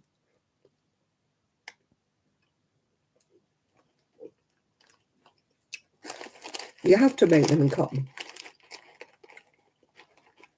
And cotton is so expensive. And if she's quibbling about the prices of everything, I thought, there's no way. You're not having one.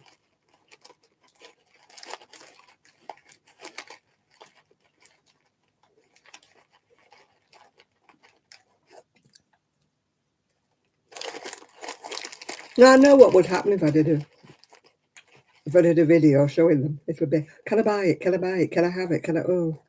Can you send me a copy? And then they think you're awful when you say no.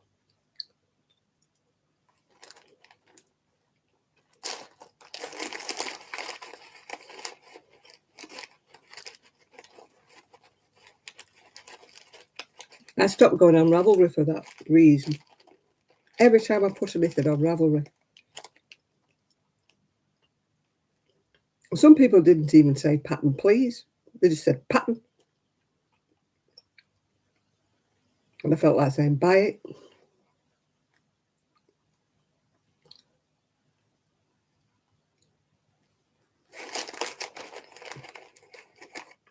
I'm not making it one. I've decided.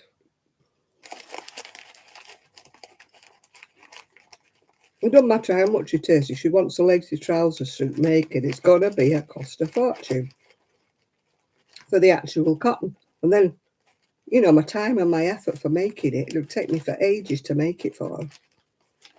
And she's already quibbling about the prices I'm already asking, which I've reduced from when they were in my Etsy shop. I'd reduced these prices. If you wonder what I'm eating, Belgian milk chocolate raisins.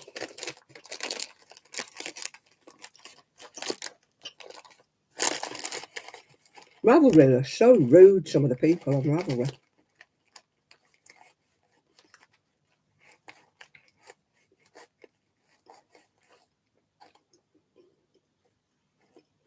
And I refuse to put my wool on it.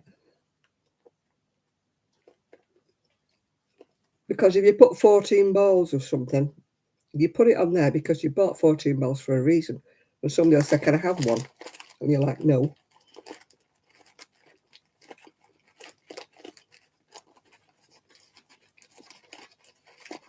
But I need one to finish something off. I thought, well, tough luck, buddies, you should have bought enough.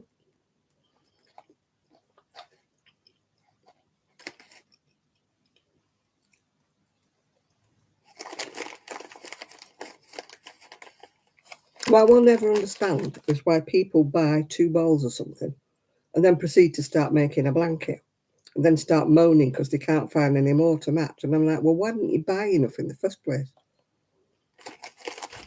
If you knew you were going to make a blanket, it's no good buying 2 balls, is it? If you can't afford it, then wait while you can. And when you spend hours moaning on the internet saying you can't find another 2 balls to finish off your blanket, I'm like, well, why didn't you buy them in the first place?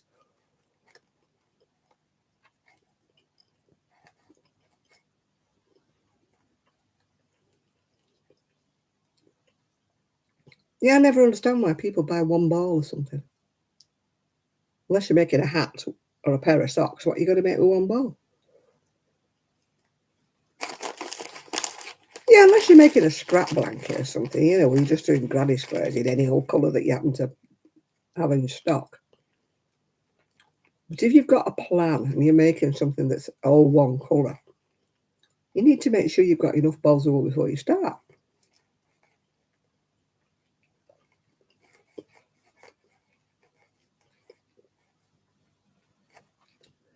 I mean, it's obvious that 200 grams won't make a blanket, you know.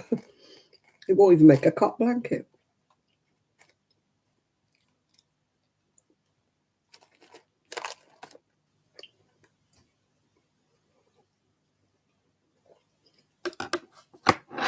It's all different. When we had a wool shop, we used to do a layaway. If something took 20 balls, they used to get 6 weeks in which to pick it up. We used to put it in a shoebox with the date on it and their name on it. And they used to come in and buy it in 2s or 3s or whatever. So it was all the same dialogue and all the same of everything.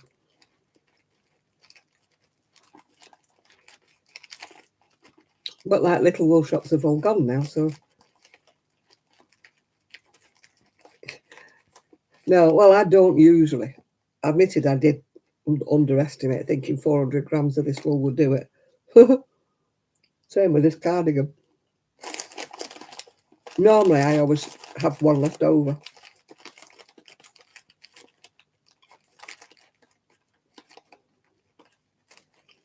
Right on the edge, yeah. Yeah, dialogues can vary so much.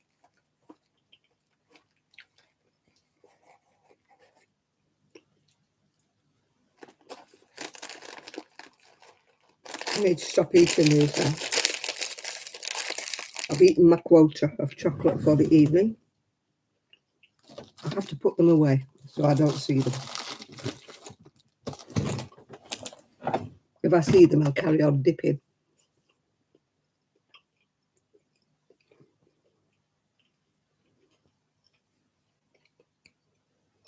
Yeah, we've all played the iron chicken, but you don't buy 2 balls and then start a cardigan, do you? If you do, you're mad.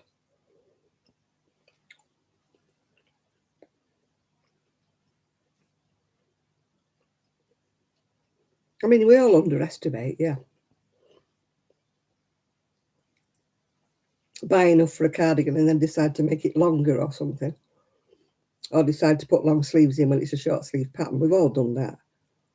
But by and large, you buy enough, don't you, in one go to make what you're supposed to be making.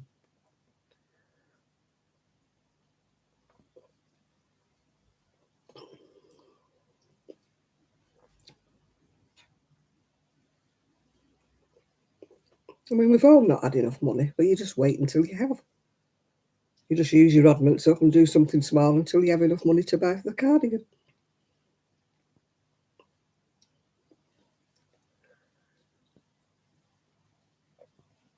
I mean, they go out of stock, don't they? Stores don't buy that colour anymore. Oh, it wasn't a popular colour, sorry. I mean, some of my favourite yarns have been discontinued. They always seem to pick whatever I like the most to discontinue it. I was watching a video with Tracy Crochet Rocks, and she was saying the same thing. All the wool that she likes the most seems to get discontinued.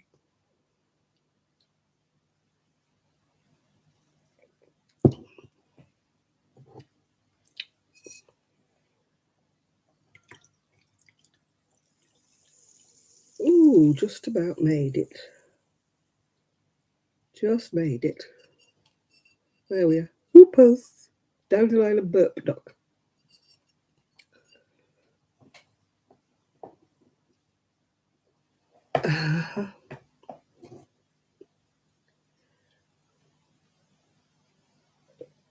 Oh, I took that last crochet baby book that I bought. That Nordic Designs or something. I took it to Knit Club. And one of the ladies said, they're so lovely. They're so modern. They're so this. I'll make that. I said, take the book home. I said, it's either that or I was going to send it back, but I couldn't be bothered sending it back to Amazon. I don't know anybody else sends things back to Amazon. I never do.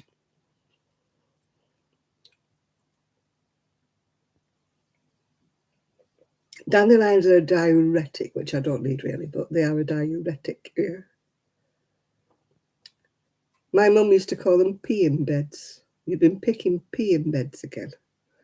Because I used to pick dandelions and bring her a bunch, dandelions and daisies and bring them. And of course, they used to wilt, didn't they? I mean, they never lasted 2 seconds by the time they'd been stuck in your grubby little hand all the way home.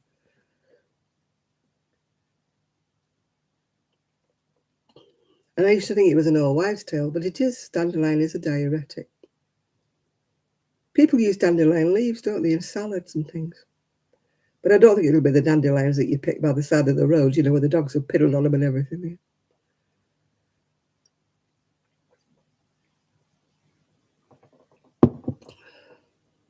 We've got a patch of dandelions growing in our flower bed.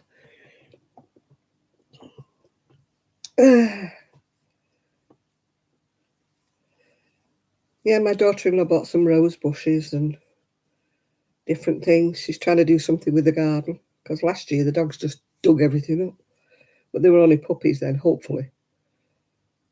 They're not going to dig everything up this year. She says, hopefully. But one never knows with doggies, do one? My Buster used to dig holes to Australia. I think he must be teaching Rosie from up above because Rosie's got the digging gene. Hey, Crochet Rocks, I just mentioned you. We were just talking about why do all the yarns we like the most get discontinued. and I just said, Tracy said the same thing.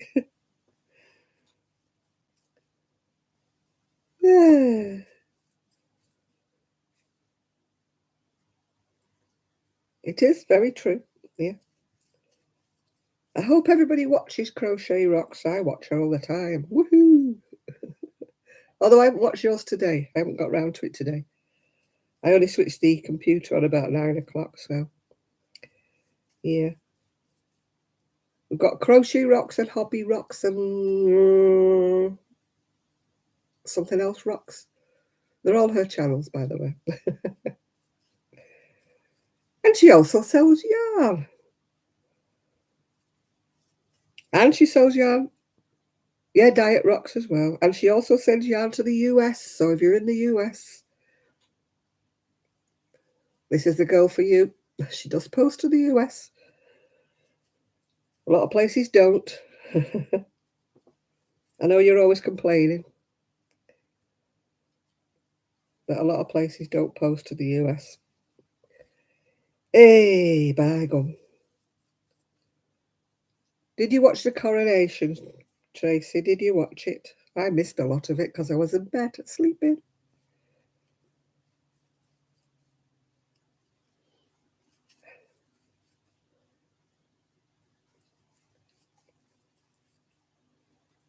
Yeah. She went and got some steak the other day, Chris, yeah. Oh. I know the ones you like the best. I mean, I don't think they do this. The one I'm crocheting with now, I had 4 balls left of it. It was the Red Heart Unforgettable in Dragonfly, and I absolutely love it.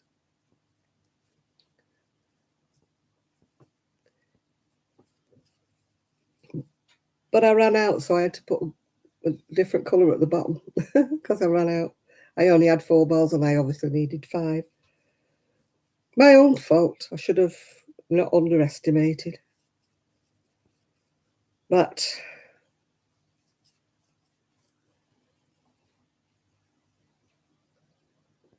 Hobby Rocks, yeah. I keep meaning to have a look at it, but I'm on a yarn diet at the moment. I'm not supposed to be buying anything. I think I've got as much in my shed as you've got in your caravan, your yarnavan. I'm drinking dandelion and burdock.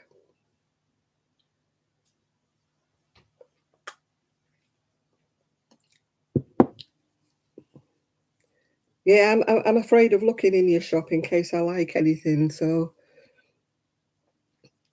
and I'm trying not to buy. I'm trying to use up not to buy stuff. But you know what I'm like. I keep getting tempted.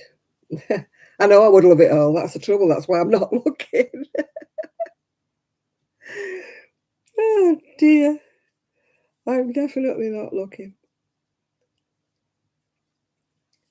My shed's a little bit over full, so I need to whittle it down, not stick any more in it.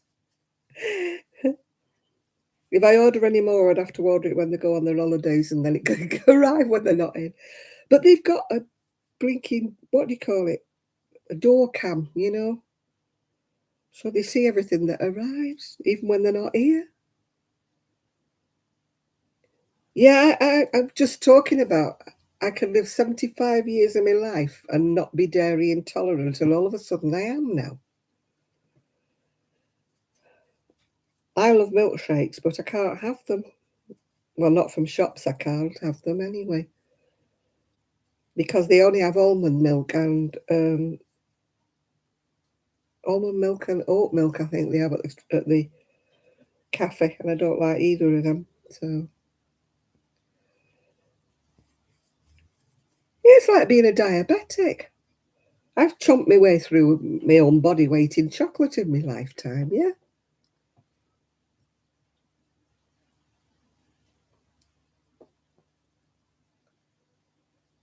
Yeah, I don't really like oat milk. I've tried it, but almond milk, I absolutely hate it because I hate the taste of nuts anyway. So that didn't do much. Yeah, so I'm finishing off this sweater. I wish I could get back into my crochet. I just can't. I just cannot get around to it. We're just talking about I should make videos when I go out, when my scooter makes so much noise. And I can't edit. You know I can't edit, yeah.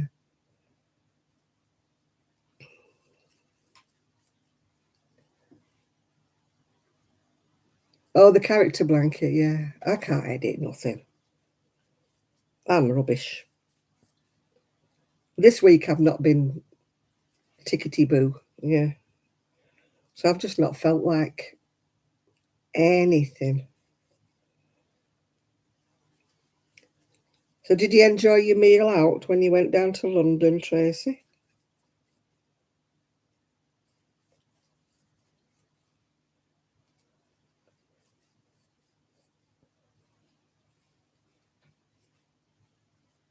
Rice milk. Oh, I've not had that. I don't know whether I fancy rice milk. I don't like soya milk. Oh, no, really don't like that.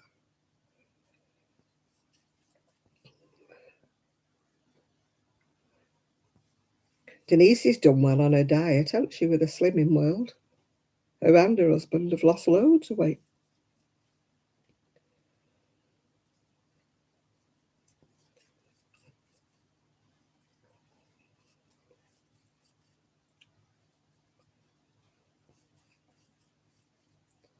Marco Pierre White's. Oh, goodness. Trip up the Shard. I kept thinking, what's the Shard? I was thinking it was a restaurant. I didn't realise what it was, a place that you could go up and have a look round, yeah.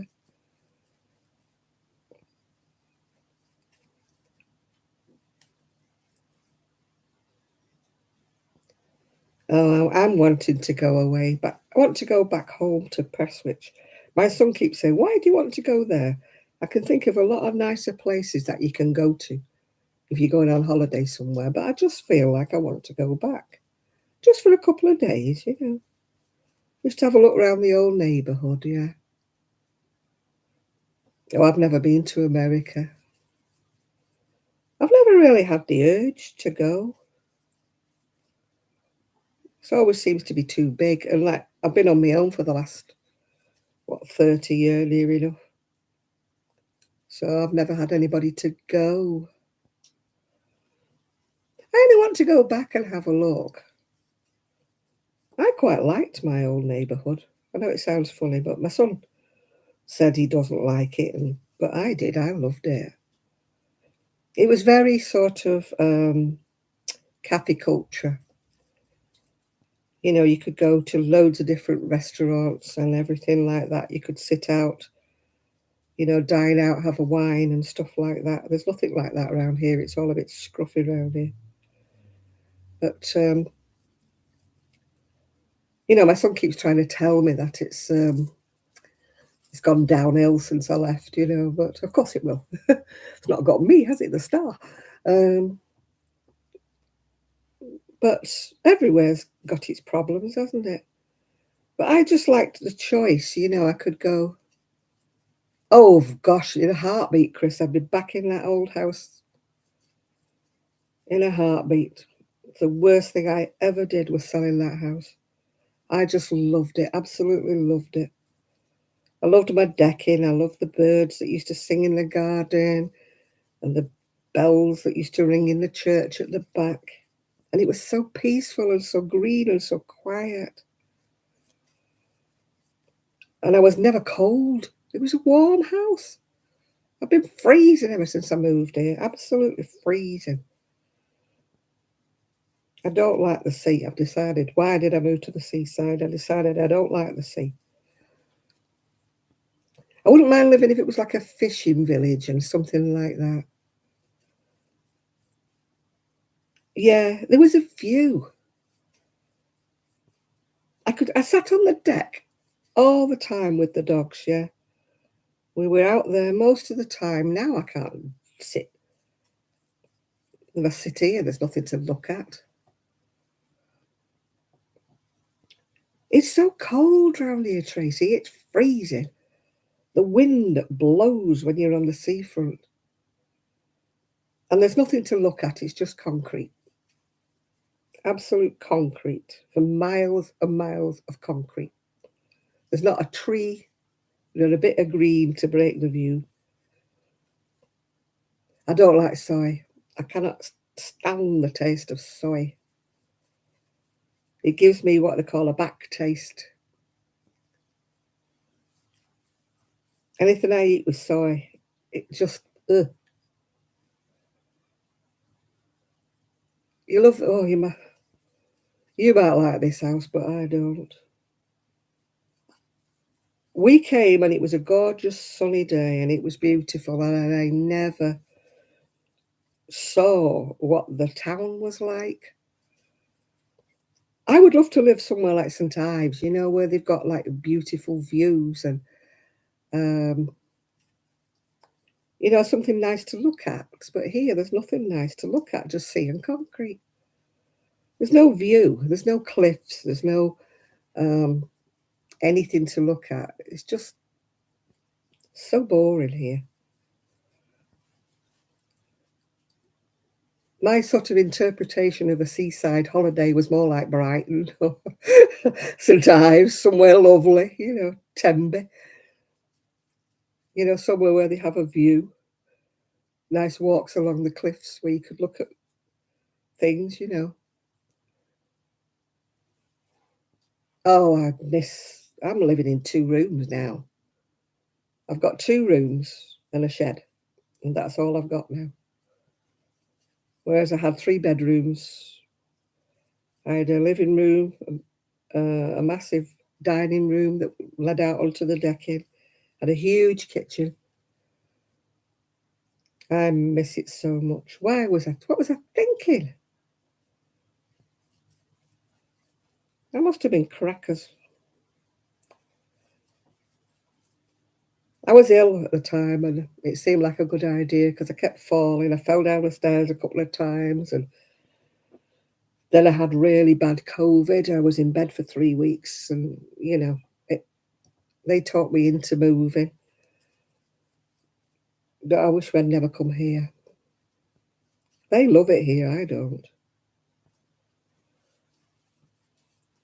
I've just never settled. I might live here. It might be my house, but it's not my home. When people say, "Where's your home?" I would say Manchester. Can I go back there in a heartbeat?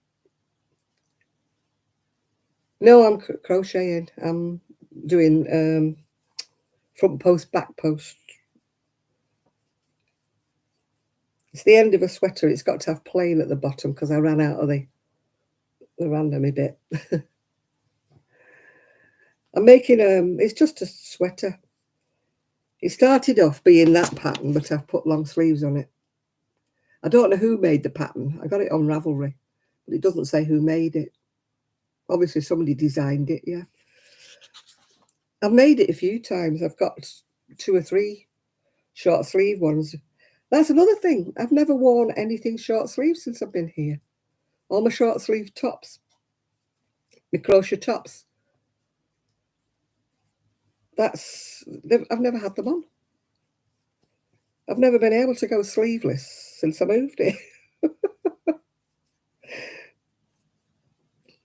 All my summer dresses are still packed away. The summer dresses that I used to wear. They're still all packed away. And my summer trousers, the cotton trousers with the flowers and stuff, the hippie ones, they're still all packed away.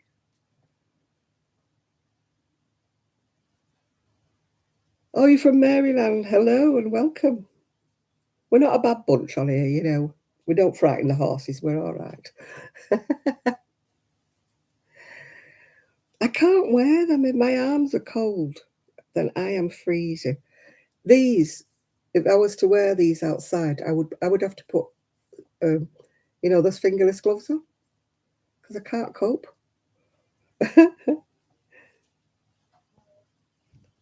Oh, next doors are coming home. Ah, is that who her name is, Ali? Hello, Ali. I was hoping I wouldn't have to. Ali Art Effects. Ah, right.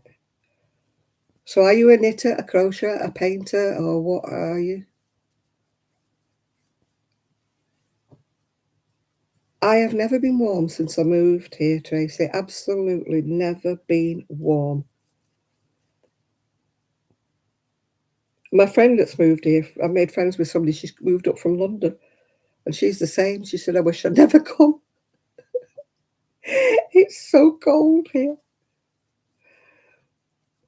She's deliberated whether to go back or not, yeah. That's one thing we do not need here, air conditioning. I've got my fire lit. It's always cold. But I've got my fire. Oh, you can't see it. It's gone down. I've got my fire lit.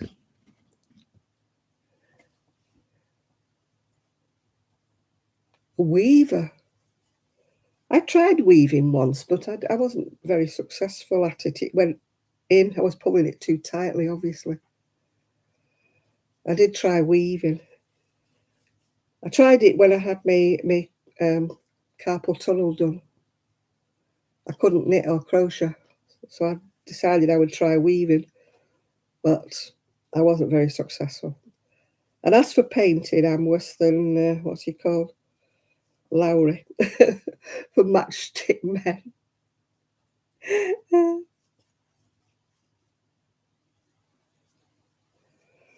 Yeah, I've tried weaving on a couple of occasions. I tried it when I broke my shoulder because I couldn't use my left shoulder. I tried doing weaving then, but I gave it away to somebody's kiddie in the end. I think I wove a bag, but it wasn't very successful.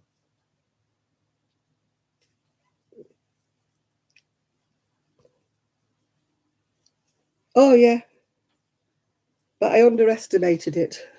It's a bit small. Bit small. It's made in the boho spirit. In a well, it's dusty pink. It looks a bit beige, doesn't it? But it's actually pink. But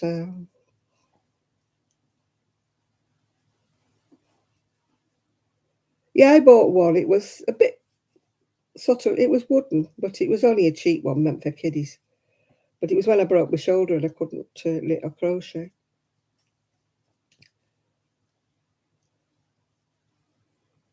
Oh, I'm always doing these. Just a little. I do them, that little model. It's just like shell stitch. I think you call it shell. 5 treble in one. Or if you're American, 5 double crochet. Yeah, I'm always making. I've got loads of them. I think I could wear a different cardigan every day for a month. Yeah. Oh, thank you. Oh, we've got a lady comes to our knit club on a Wednesday afternoon. No, Wednesday evening. She is a fantastic crocheter. I was just showing a picture before. She made a crown. It is actually pictured on the telly. It made it onto the Northwest News. What she made.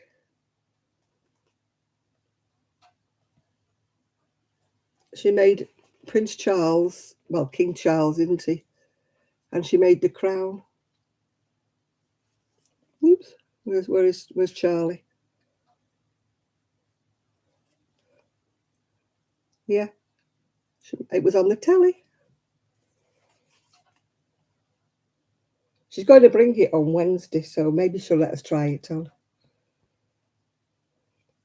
Maybe she'll let us try it on. You never know your luck. Then I could be queen for the day.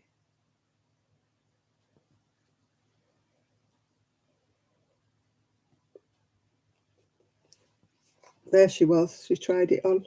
There she was. Queen. I'm hoping to take a photograph. I've made a tiara once for my granddaughter, but not really bothered. My great-granddaughters, I should say.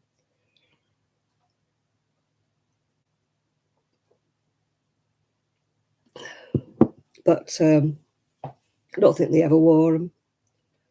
I've got snobby grandchildren, great-grandchildren. If it's not got a label on, they don't want to know. So I don't make anything for them anymore.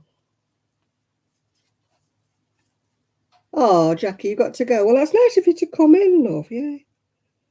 We're on most Saturdays. Well, I only miss them when I'm really ill or I'm away or something like that. But most of the time we're on here. So you're always very welcome, Jackie. As is everybody that comes on here, apart from the trolls, which we do get occasionally. But by and large, we do very well, actually. We don't get many trolls. I've got my vigilantes on here that get rid of them all. Oh. Oh.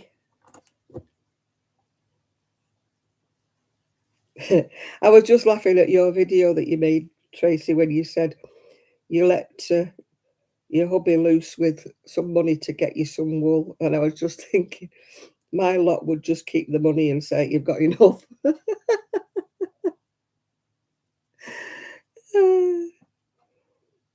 If I gave him any money, that'd be the last I'd see of the money, and I wouldn't see any more.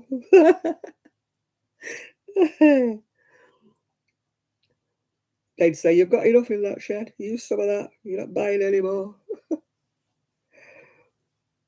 Oh dear. Oh, we've had a few with really funny names that we thought were trolls, but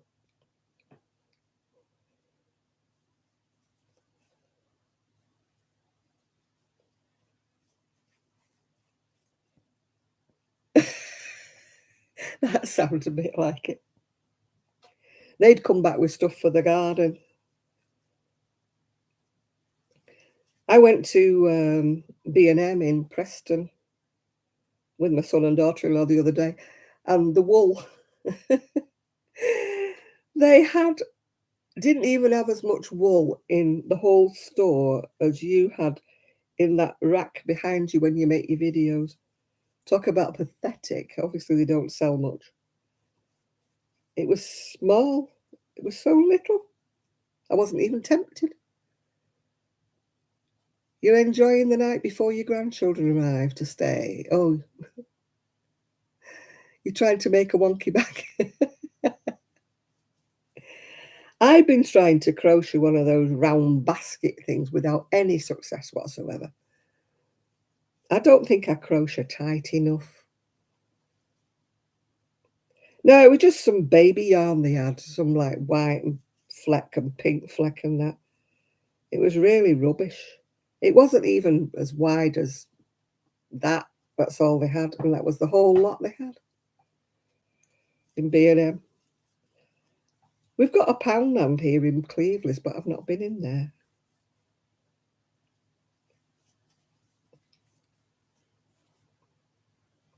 Yeah, it looks very similar. I think I bought some white from there when I needed some, but it wasn't particularly cheap. It was £2.50, I think it was. Um, it was £2.50 for 100 gram or something. I go to a lot of places. I've got the Naked Sheep near me if I just want an oddball, and then I've got the market stall in Fleetwood Market. But I try not to go because I might get tempted. Yeah,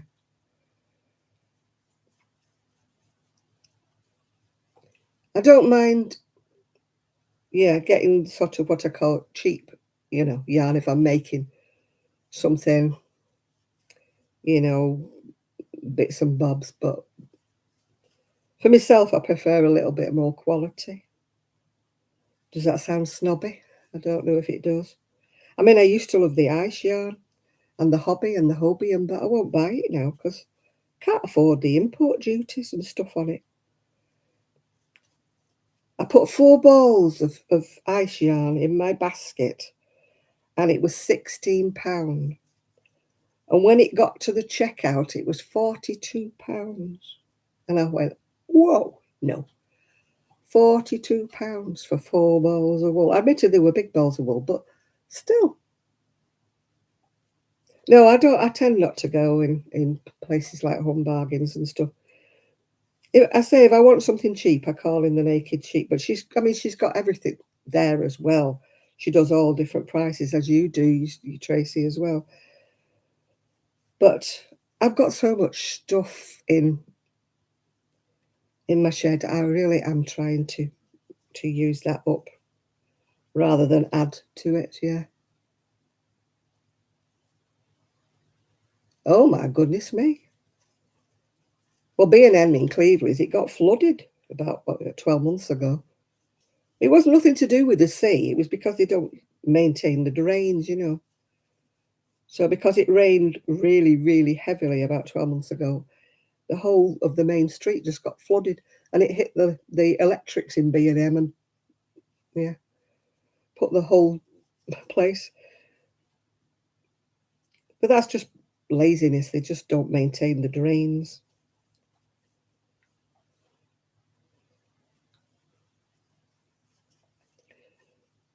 One of my friends who's just retired from B&M, I think she was working in Heysham or Morecambe, but she's just retired now. She's going back to live in Scotland.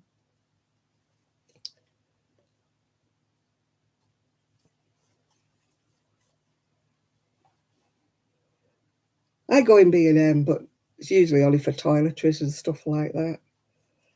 We've got a Poundland, but I never go in there, and we've got a Wilko as well. It depends where I can park my scooter. And if they've got, I can only walk round them if I've got a trolley, you know, where you put your coin in, and I can walk round with a trolley, but I can't walk round with a basket. So if they don't have trolleys, I can't go in. Because I cannot walk round that far. I must admit, I was in agony yesterday with having walking round B&M. It was such a big store.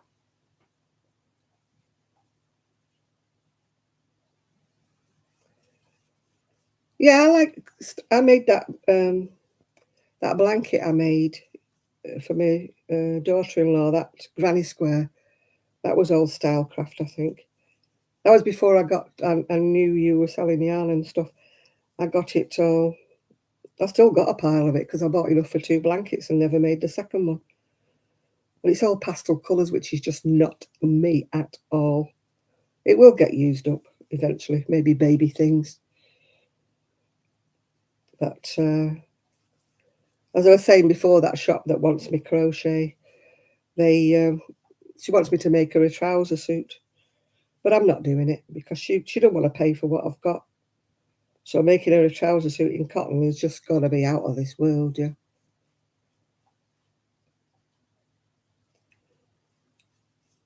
I'm just trying to think which brands used to be. When I had the shop, it was all Sirdar and Hayfield and people like that. But we used to have a really cheap yarn. It used to be a shilling for an ounce, as it was in those days.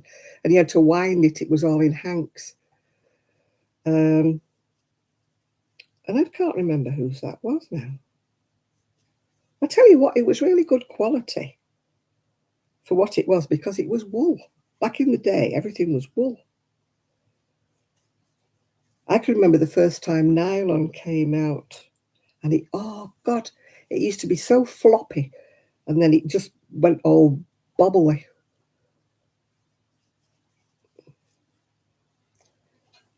I've been round Sirdar and Hayfield and Lister's. If ever you remember Lister's Lavender. I've been round their mills when we used to have we had the 3 wool shops back in the day, so we were a big customer. And we used to get invited to go out for meals with them and look around the mills. It was fascinating going around the mills, watching things being made. But the place that sticks in my mind most was the sewing up room at Sirdar. You know, the garments that you have that you do window displays as well. When there were little wool shops, they used to have window displays. And people used to knit for them and send the pieces in. And there was this room where they just sewed everything together. And oh, how fantastic they were. You couldn't see the seam. They were just so, they made my sewing up look like rags, you know, because yeah, it was up like Huddersfield Way and all around there. Manningham Mills was Lister's. I always remember that name, Manningham Mills. They also did rugs as well, like nylon rugs and things, hearth rugs, which people don't have anymore now. And do you know, I've never had West Yorkshire spinners. I can't wear wool. I'm allergic to wool. I really am. I just come out in a great big rash and I itch all over when I wear wool. But it used to be all wool. But funnily enough, I was never allergic to it when it was all wool. I think it's because it's all superwash and they stick this coating on everything now to make it all superwash. They even make my feet itch. You know, when I've got some beautiful skeins of yarn, I just pat them and look at them and say, oh, they're pretty, aren't they pretty? £20 a skein I've paid for them when I've been to these, you know, yarn festival places and stuff. And then I can't wear them because they make my feet itch. But I used to love knitting socks. Yeah, I'm sensitive to anything to do with wool. That was another reason why I stopped putting things on Ravelry. I got so fed up of these yarn snobby people saying, "Oh, that your crocheting is beautiful, your crocheting is gorgeous, but you've used icky acrylic. It would be so much nicer if you'd have made it in wool." And I'm like, and one lady even said, "You've used acrylic for a baby. If a baby went near a fire, the acrylic would melt on its body and leave it with horrific burns." And I'm thinking, hang on a minute, would you put a newborn baby anywhere near an open fire, you silly woman? I got so mad with them. They were so snobby. If it wasn't proper wool or it wasn't anything. And one lady said to me, "You're making all these cardigans. Surely it would be better if you invested your money and bought one decent lot of wool and made one cardigan a year." And I'm like, what?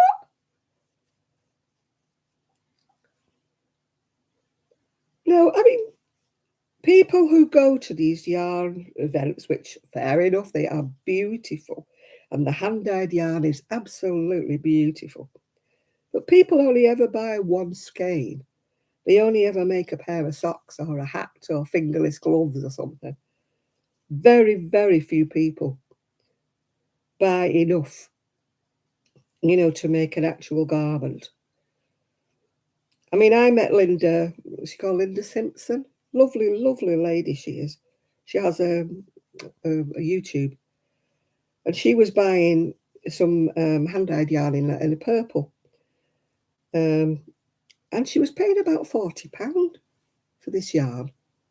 And I'm like, what? And she only really had, 2 or 3 skeins or whatever it was. It's 40 odd quid. And I'm like, I didn't come with that amount of money to spend. Yeah. Oh, you would do if you went on Ravelry. Trust me. If you put anything that you make on Ravelry, you would get somebody making some nasty comment about, oh, it should be in wool. Yeah. I'm not bothered if people want to spend that kind of money and want to have hand-dyed yarn, because it is pretty. I'll hold my hand up. It's beautiful. It is beautiful, but I couldn't afford that. No way. I can't afford £20, £30 for one skein of yarn.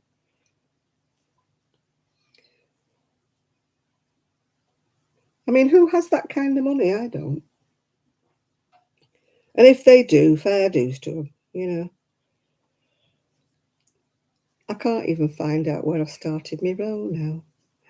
Oh, Janet, what are you doing? I've lost where I start my row. Oh, there it is. Found it. Yeah, I mean, it is beautiful. So I got some off Daniel, which I've not used yet. You're going to Bedfordshire? Yeah, I won't be far behind either. What time is it? Oh, yeah, I usually do till midnight. That's me done, yeah. I shall watch your video tomorrow when I'm more in the mood, Tracy. I don't always comment, but I do watch. I got mine. He sent it to me. He sent it to me. I got it for free. I didn't ask for it. I didn't beg for it. No, not that kind of person. But he sent me some. But they're only little 20-gram balls, or they're little half skeins. I just didn't know what to do with it, to be honest. Because they're all different colours. I just didn't know what to do. So it's still there. I don't know what to make. Good night, Tracy. Enjoy your sleep. And I hope you get some people that buy some nice wool. Or their husbands buy them some nice wool. As I said, I don't have a husband, but even if I gave any money to my son, he wouldn't come back with any wool. He'd say you've got enough. Oh, dear.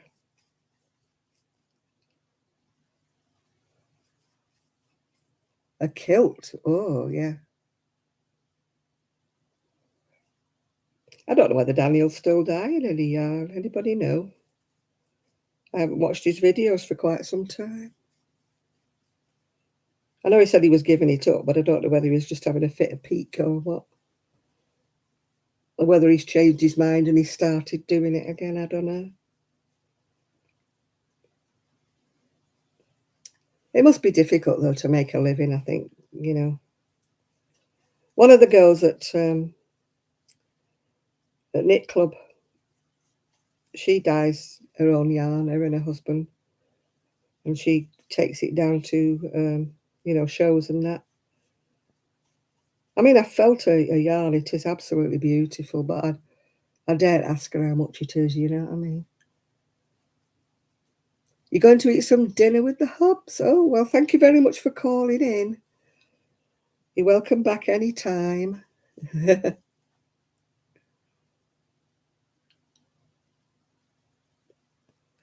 I don't know what Daniel's doing anymore, Chris. I've lost touch with him.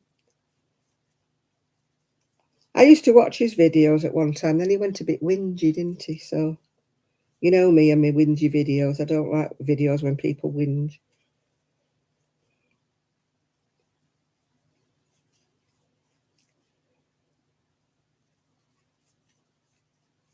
I'm afraid I just stop watching them when they get a bit like that, as you know.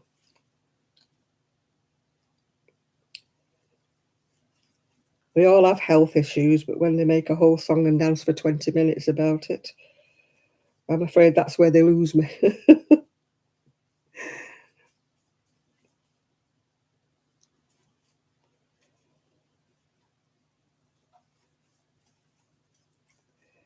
Hey, we've had no Rick tonight either, have we? No Shad, no Rick, no Kaz.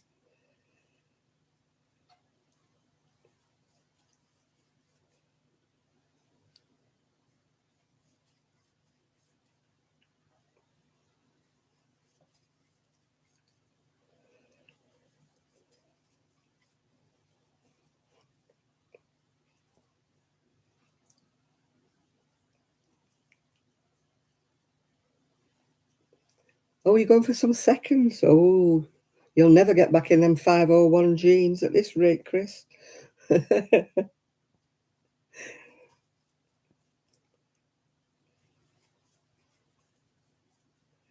it's difficult to wear anything with a fixed waistband, I think, when you have to sit down a lot of the time.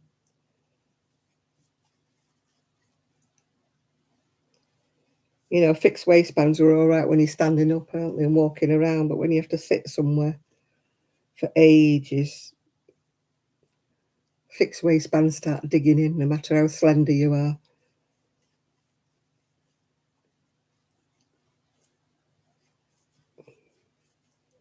Has anybody seen Shad? Nobody seems to have seen him. Anybody seen Rick? Anybody seen Kaz? They're all missing in action today.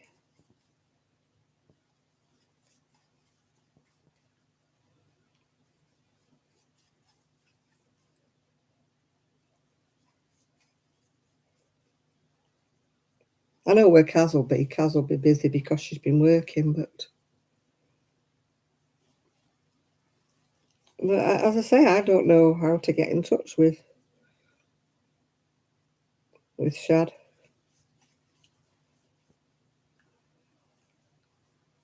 Because he's not on social media. It's very difficult when people aren't on social media. You can't just like pop on Facebook and drop them a line, can you? And say, you know, hey, are you okay?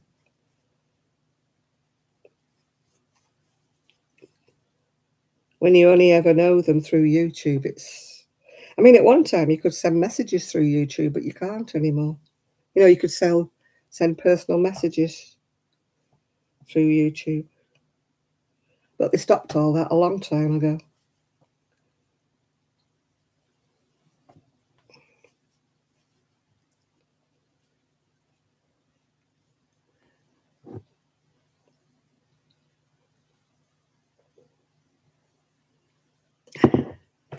I do enjoy my dandelion and burdock. They've not had any in my local B&M for weeks. So I got this at, well, I thought we'd gone to Garstang. And I said to Irene, I said, it was raining in Garstang. He said, we didn't go to Garstang. He said, we went to Preston. I went, oh, okay. I'm not much good with directions. I don't take any notice of, road signs and things like that. I have no bump of direction. I get lost wherever I go. I still haven't found my way around Fleetwood yet.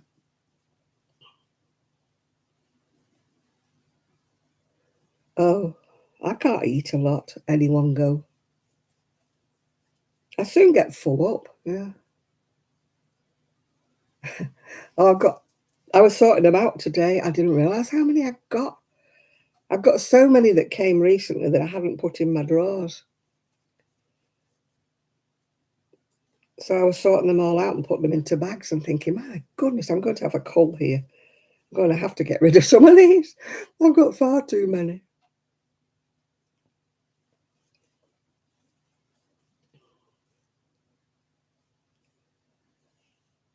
I'm a bit of a necklace freak. I feel undressed if I don't have one on. I'm not a jewellery freak. I don't wear gold or anything like that. I wear gold earrings. But I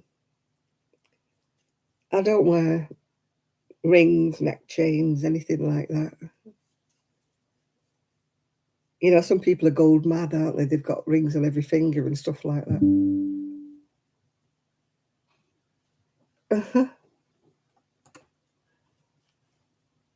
But I've got, must be hundreds of necklaces. Absolutely hundreds of things. Hello, Lizzie. Wondering where you'd been. Lizzie was up about 3:30 this morning watching the Coronation over in America. So she's probably been nodded off.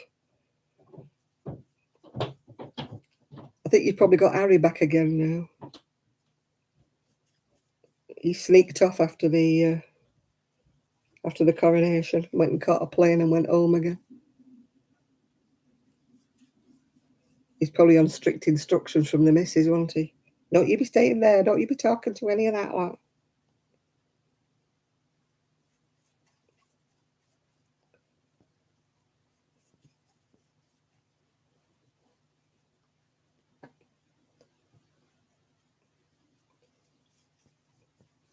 Yeah, he was behind some woman with a big plume on a hat. So I couldn't see him on the telly because he was behind this plume. So I was quite joyful about that, actually.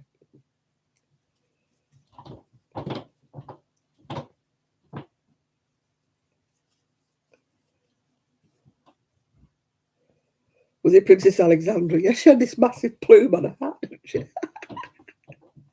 Oh, dear.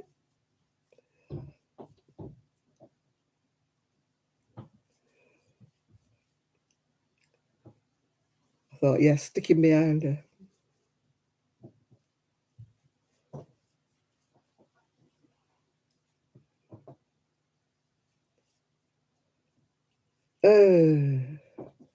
Yeah, I missed the actual crowning bit because I was in bed asleep. By the time I'd had my shower and got myself dressed and stuff and dried my hair, he was coming out the abbey or walking down the aisle bit. He'd been crowned. I missed that bit. But it's been on since, so I've seen it happen.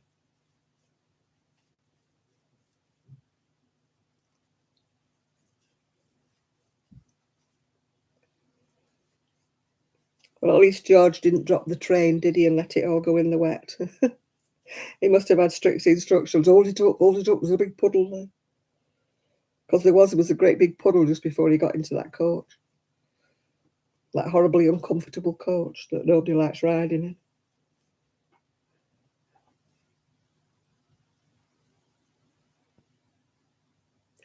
She was wearing Alexander McQueen, I think. She had a dress was by him, I think, as well. And Princess Caroline, is she called? Charlotte.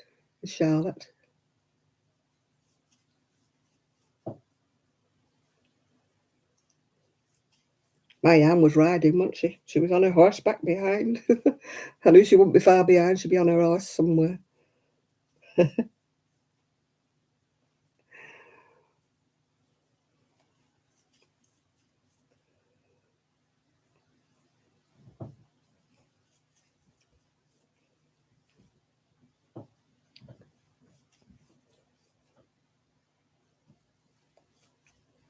Yeah, it wasn't the same, was it, as it was for the Queen? He'll never be as popular, I don't think, as the Queen was. I mean, I don't mind him myself, but he won't be like, it's not like the Queen, is it? She'll be the one who'll be missed. I'm on my last round of this rib. I'm not doing any more after this round. I've just got all the ends to sew in. I'll not be doing that tonight.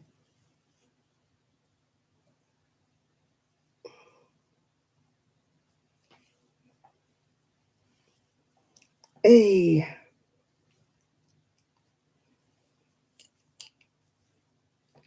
Do, do, do, do, do.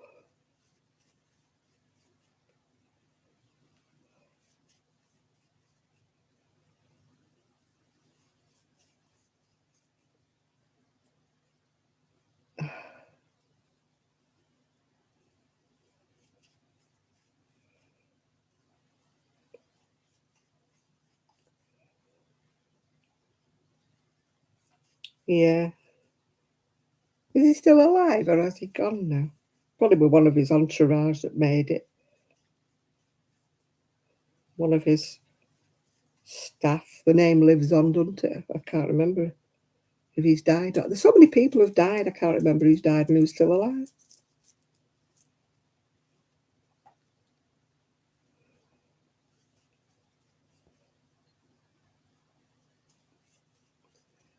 Oh,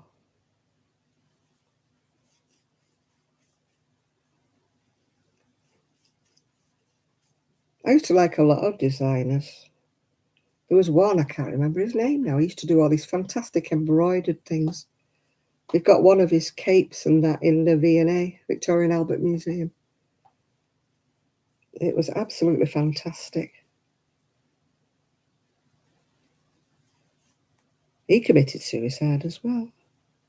He was only quite young. Can't think what he was called now.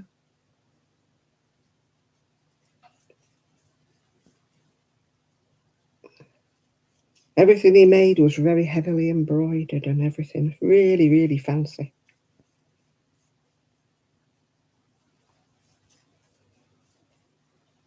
It's many, many years ago. I used to get the Vogue magazine back in the time. You know, when Jean Shrimpton and Twiggy and everybody. Back in the 60s when I had money, before I was married, I used to get the Vogue magazine every month. I used to think it was fantastic. I used to be glued to every page. I loved everything that was in it. Obviously never had that kind of money to ever buy anything that was featured in there, but you know, the shoes and everything used to be gorgeous, and the hats, oh gosh.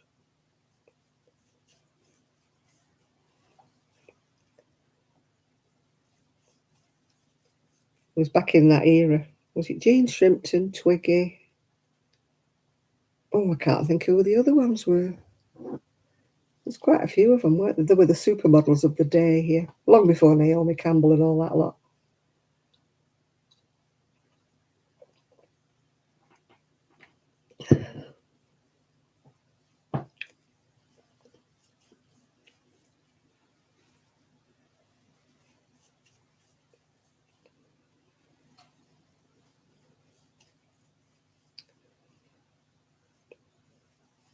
I always remember a favourite suit of mine that I kept the picture for years. It was lovely. It was by Chanel, and it was like a pink tweed, and it had a pink binding on it.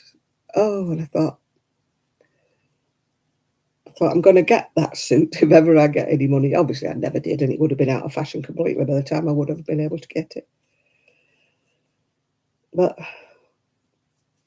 it was just how I imagined that I would love to have dressed if I'd have had the money. I used to love the Chanel. I had an imitation type of Chanel suit that my mum bought me, and I wore that to death. I wore it and wore it and wore it until it got too small for me.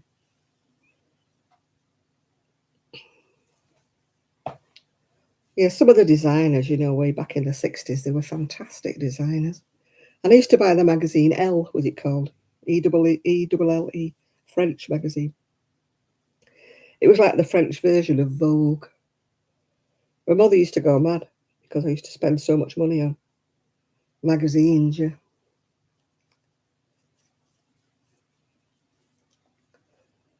And of course, I was always in love with people like Sacha Distel and Alain Delon. Oh, God. Alain Delon was so handsome when he was young. I mean, he's about 90 now. But when he was young, oh my goodness, was he handsome.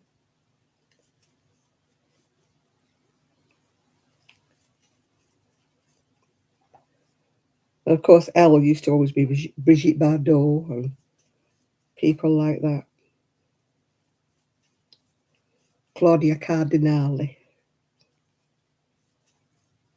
They were real superstars of their day.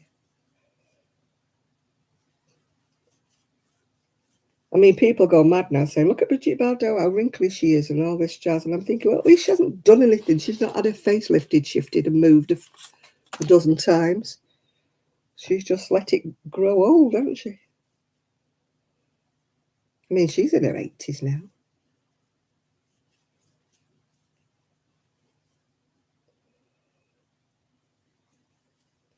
But she's not had everything lifted, shifted and removed.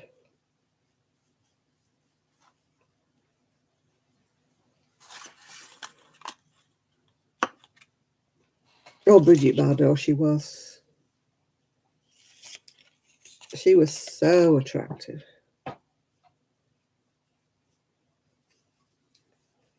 But people were so cruel when they were showing pictures of her when she was in her 70s, saying, oh, look how wrinkled she is, look how this, look how that. And I'm thinking, leave her alone. Poor woman. You know, she's not in films anymore. She doesn't have to be glamorous. She just wants to be as she is. She doesn't want everything lifted, shifted, and removed.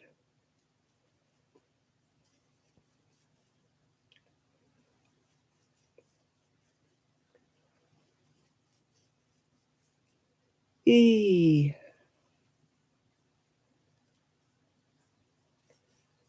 When I used to buy the Elle magazine, I used to think French women were so glamorous.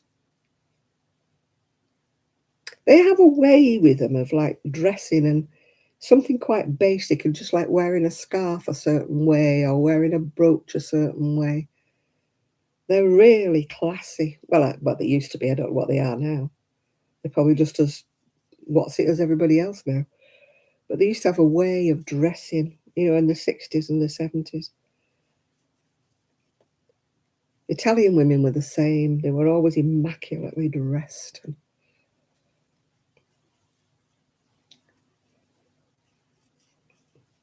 I don't know what's going on with today's generation. They look like they're going to go out and mop the floors. I know it's all about let's be comfy.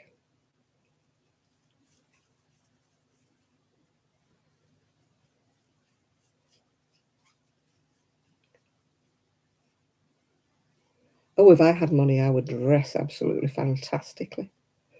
I would have such nice classic clothes. I wouldn't be wearing some of these stupid things you see on the catwalk, you know, that look like bin bags screwed up. No, can't beat a good classic suit or classic. I used to always love trouser suits when I was young. Really classic designed trouser suit, yeah.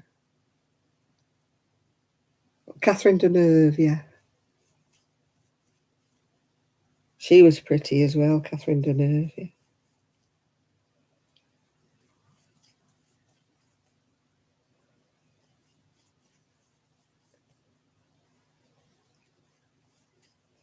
But they were all like, I mean, even Coco Chanel. I was watching a program. It's gone off now because I don't have Sky Telly. But they used to have this fashion show, and there was one talking about Chanel and that, and they were doing this display of all the clothes from all different eras of Chanel, you know, and God knows where they got all these original clothes for, but they were so beautiful and they were all on display. And I'm thinking, oh God, you wouldn't see any modern designers like that on display now.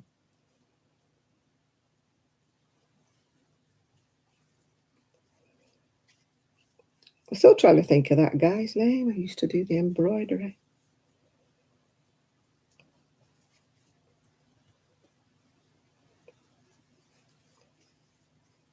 Oh, I've gone all hot now. It must be me dandelion and burp duck made me go hot.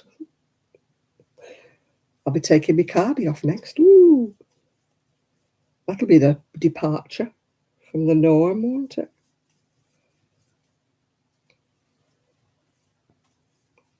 I love watching the pictures from that Harry Seth Cohen. He photographs these ladies that are well in their 80s. They live in New York, a lot of them, and they are so glamorous. They get dressed up in all these fantastic things, you know.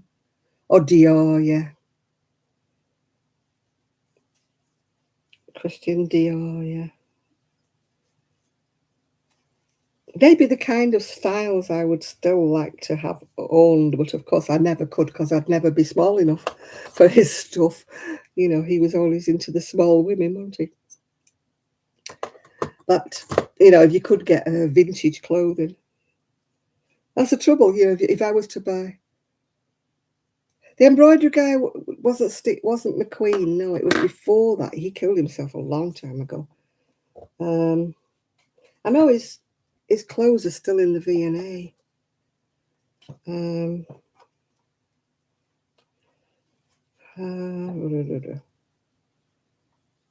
I think he was a black guy, if I'm not mistaken.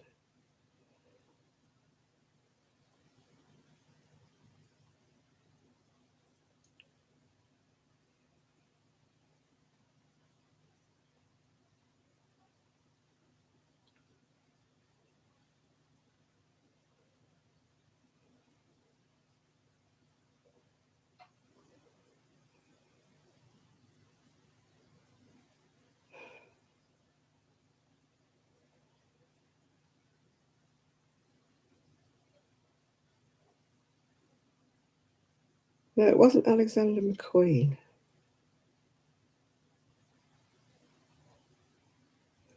I'm sure this guy died long before that.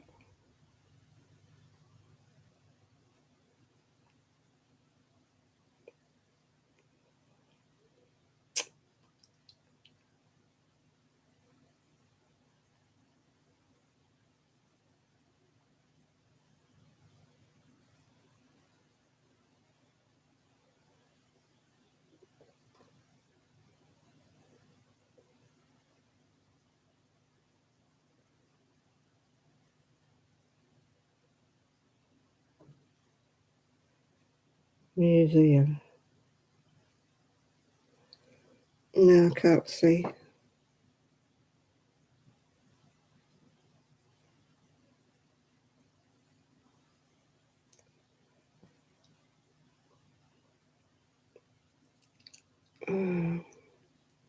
I'll think of him when I'm not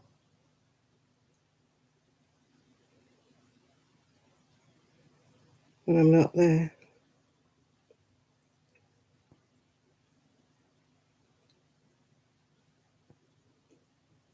Can't think.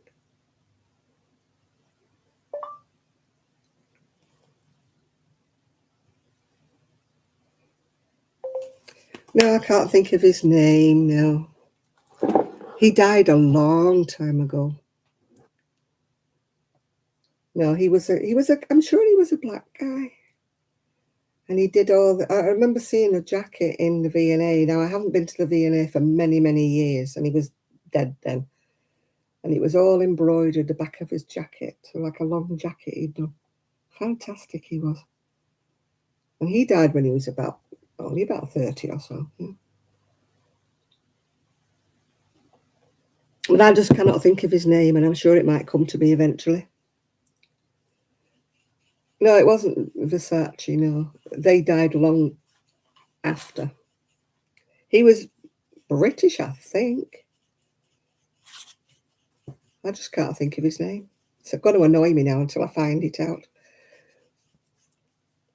I'm going to have to Google it and search for it until I find it. I could look up the V&A, but it's probably not there anymore. Although they've got a marvellous... If you ever get a chance to go to the Victorian Albert Museum and you look at the clothing, I mean, they've got Diana's wedding dress on display, or they did have. They may change things around, but some of the stuff they have, I didn't look at the rest of the museum. I was too busy looking at... no, it wasn't. He's French. This guy was English, as far as I know. British, I should say. But if you ever get a chance to go to the V&A if you come to London, I just love the textile departments. I never went in any of the other bits. I just went in the textiles. Oh. V and A museum. Textiles. Can't even spell textiles now.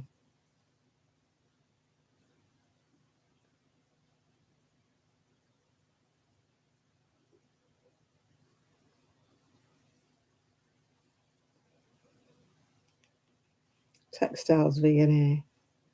Explore the collections. Oh, that sounds interesting. You may not see me for a while now. Oh.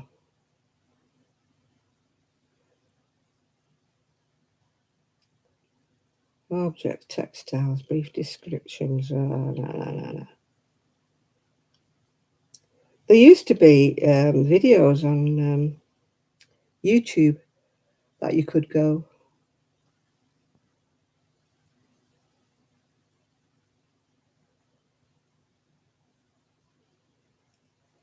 No, I can't see it.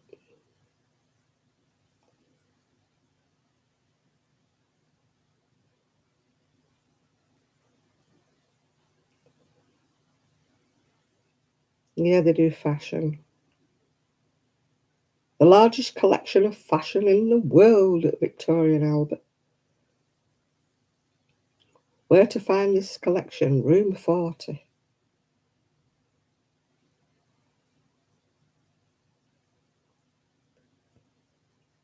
Mm-hmm. No, it's going to bug me now till I find him.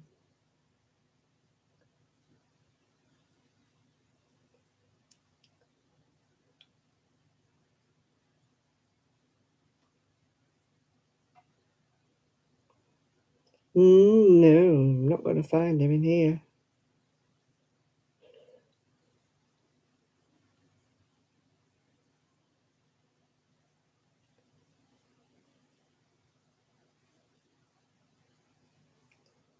Nope.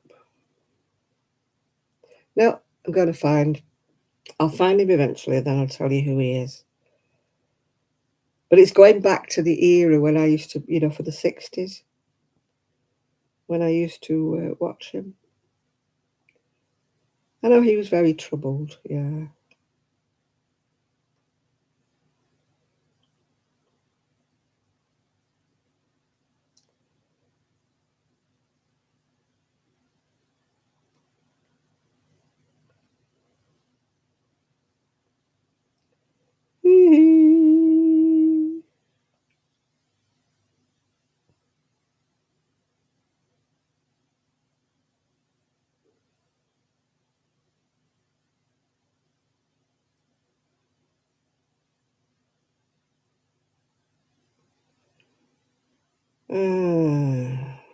No.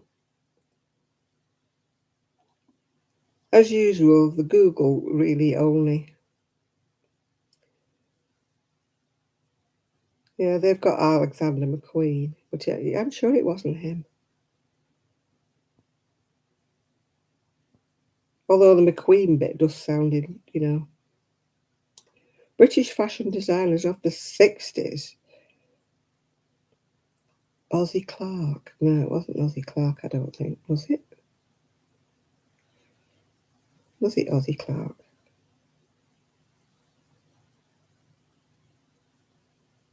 It could have been. It could have been Ozzy Clark.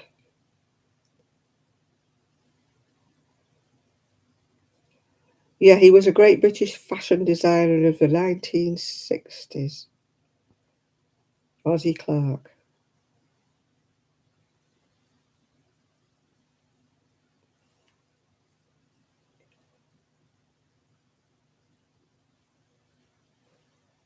Yeah, he died in... He was stabbed to death. Oh, blimey, in 1996. Blimey. It might have been Ozzy Clark, yeah.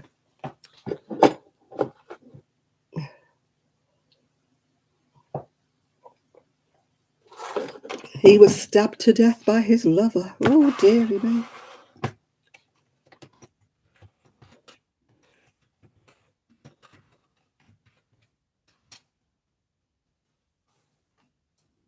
Oh.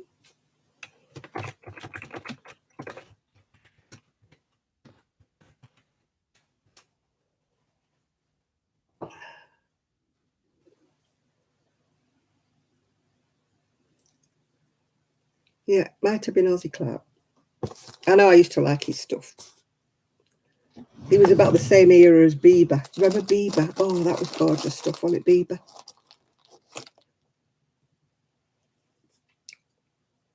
I used to love going to London.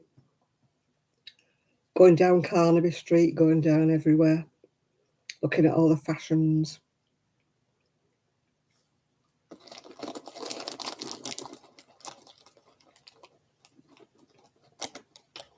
It was my kind of era, that.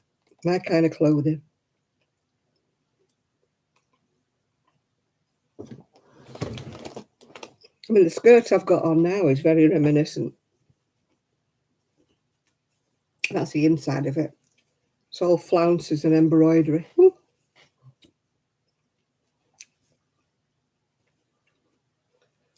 All got the flounces.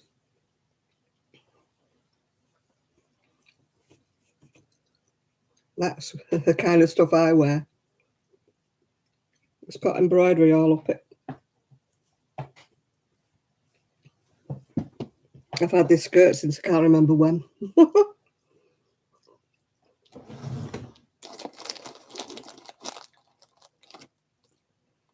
Guy with all the badges. No, I don't remember him.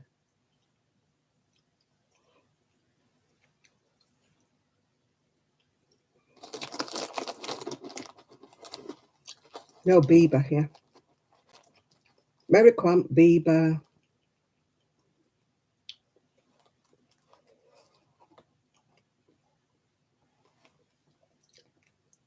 Oh, hi, Gail. We're talking about designers from the 60s. Fashion designers, yeah.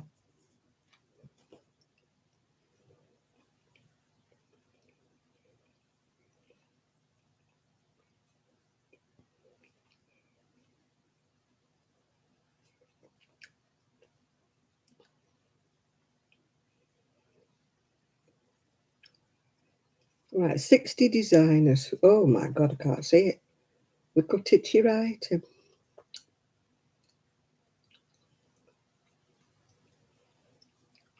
I don't even remember half of these.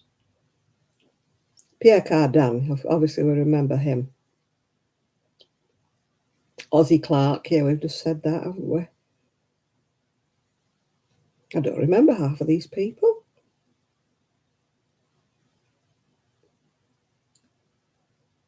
Oh, Janet Regier, I remember her.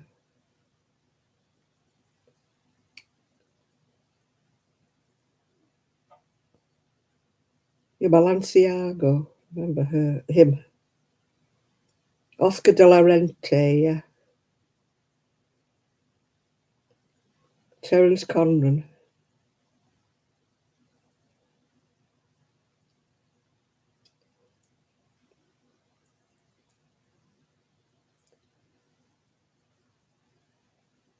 Yeah, Laura Ashley. I never really cared for hers. It was all a bit flowery for me. Valentino, yeah. Yeah, Yves Saint Laurent. We remember him, don't we? I don't remember half of these people. Ralph Lauren, yeah. Tommy Hilfiger. I always used to call him Tommy Hilfiger.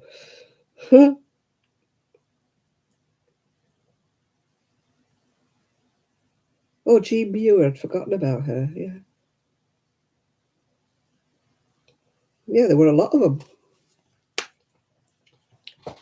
A lot of them I'd forgotten all about. Oh, I don't know, that Agnetha.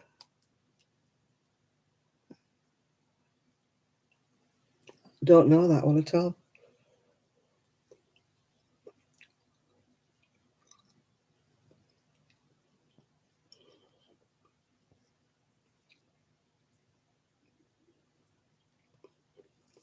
Yeah, but if you go to London, you must go and see the V&A. Go in the textile section. Gorgeous stuff they've got. From all eras.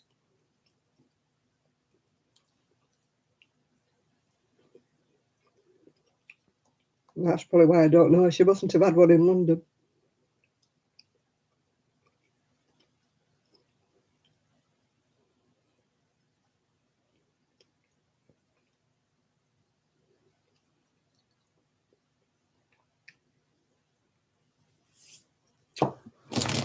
I must have missed that one, Chris.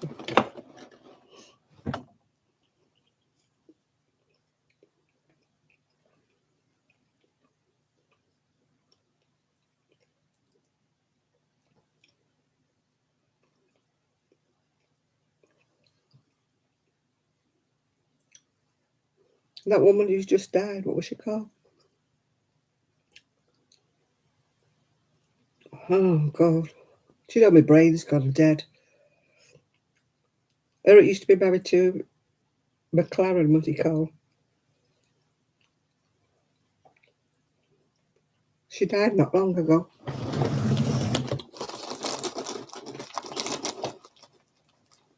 Not Victoria, what was she called?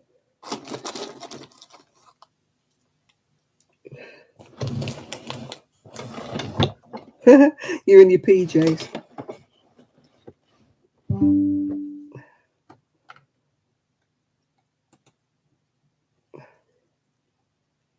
I can't think what she was called. Oh my God. She used to have a shop in Manchester as well. She used to wear a lot of plaid. Who am I thinking of? She dressed a lot of the punks.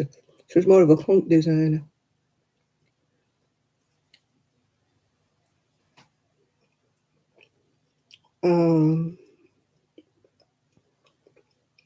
I've got a book of hers, so I should know what she's called.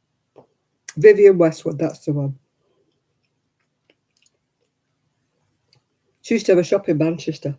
Only a small shop. I used to look in the window. I never went in. I'm well out of my price range.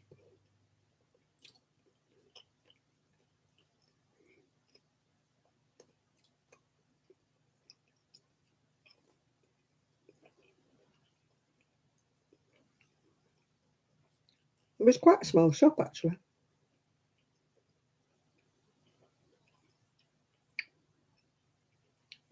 Hi, Nana Michelle.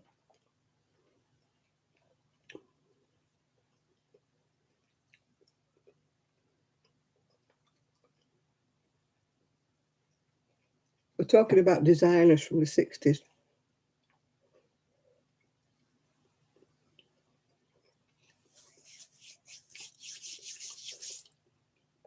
Yeah, the one in Manchester was tiny. It was up a side street facing Kendall Mills. It was when she was going through her plaid era. Everything in the window was like plaid and that. I remember I wouldn't dare go in there.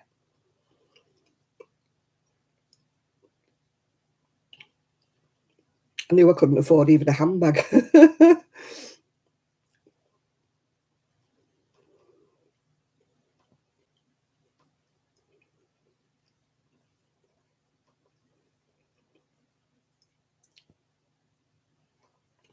Now, it must be very difficult, even if we had the money, to get one of these designers.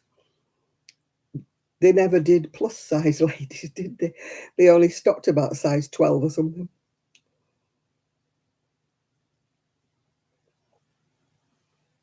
I remember going in one shop. I was going to my brother's wedding and I thought I'll splash out and get something. And I went in and I think I was a size 14, 16 at the time. That's UK 14, 16, which is a lot smaller in the US.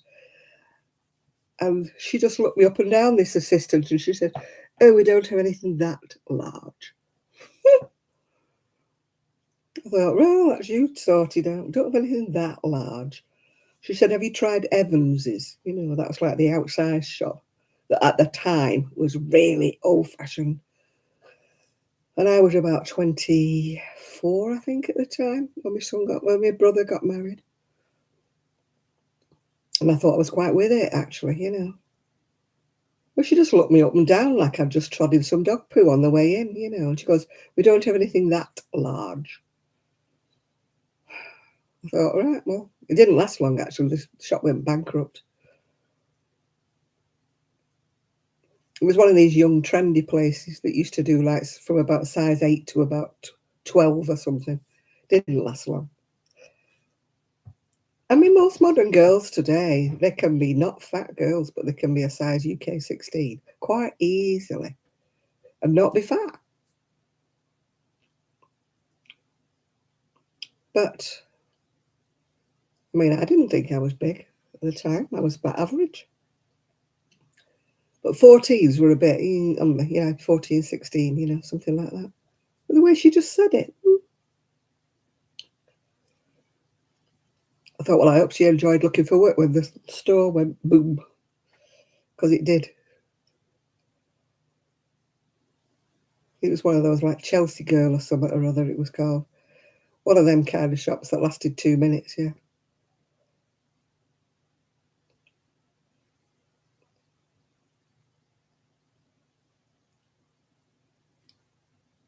I mean, can you imagine nowadays any shop saying they didn't sell a 16? Ah, they wouldn't be in business very long, would they? Oh dear, especially in the US. I mean, I think size 16 UK is probably about a size 12 in the US or something like that.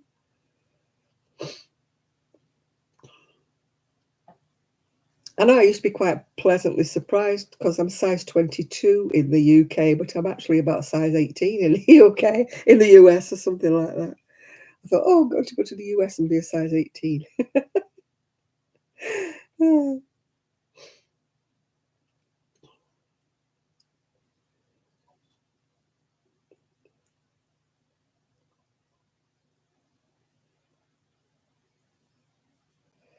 Oh gosh, yeah. I that lady was saying she had sewing patterns, from Mary Quantum. That when I moved house, I gave away a lot of my sewing patterns, and they were size 12s and size 14s. And if you looked at the measurements on them, there was simplicity from, maybe the 80s or something, 70s, 80s. And the sizes on them, for a size, 12, size 14, were tiny. The modern girls would not get in them at all. Because we used to have tiny waists back in the day. They don't have tiny waists anymore. I think today's generation sort of goes straight up and down.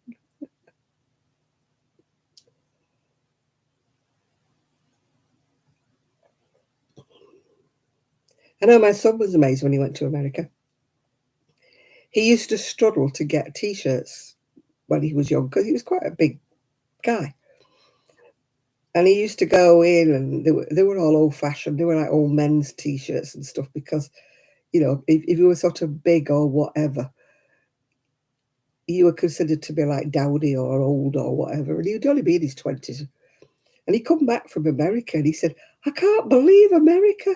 I said, "What?" He said, "I was at the small end of the sizes, not the big end." He was so used to like going in shops and being at the big end of the rail, yeah. And he went in America and he was at the small end of the rail. He said, "I can't believe." He said if I'd had the money, he said I'd have come back with a suitcase full of t-shirts and trousers and everything. Oh, they do round here.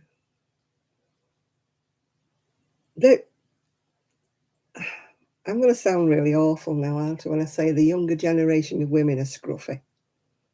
They are scruffy. And I see them out wandering up and down and going in the shops and that, and I think, why don't you wear something nice?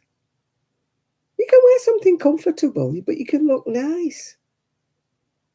They're so scruffy. But nobody ever wears.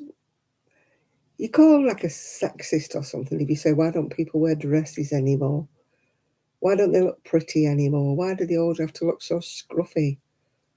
You know, and they're going, well, we want to be comfortable. It's modern. It's whatever.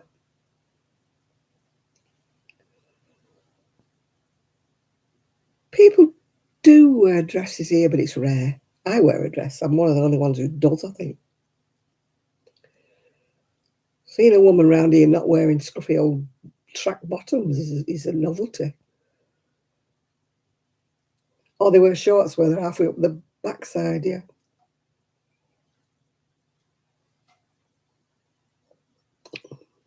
Oh, they do round here. Or they wear those shorty top. I mean, I'm sorry, but round here there is a nation of young, really big women. And they wear shorts up their backside and they wear, you know, the shorty tops with their muffin belly hanging out in between, you know. And if my dad was still alive, he'd say, don't they have a mirror? You know. I try to dress up. I'm not very dressed up today, although I've got oh, I can't move because of my back. Sorry, people. I'm wearing a floral top thing, and I'd say if I can show you my skirt. My skirt is all embroidered with a ruffle at the bottom. You know, it goes up and down with a ruffle at the bottom. That's what the type of thing that I wear with my cardi. But yeah, I've got lots of dresses and stuff. I wear dresses all the time.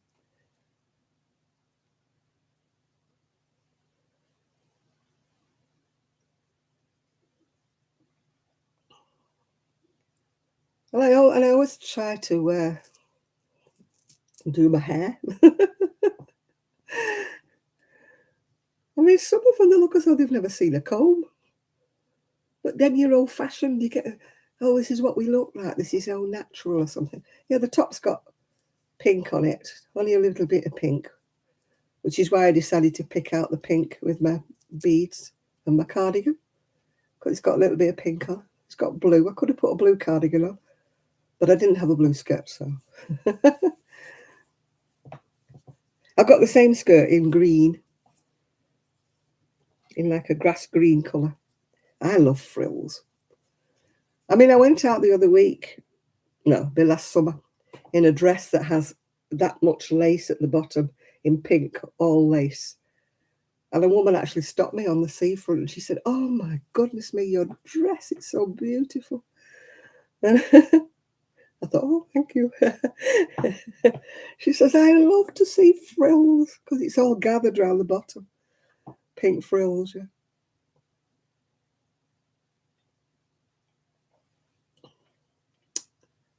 Yeah, I never think of myself as being a girly girl, you know. I don't often wear pink. Very seldom I wear pink.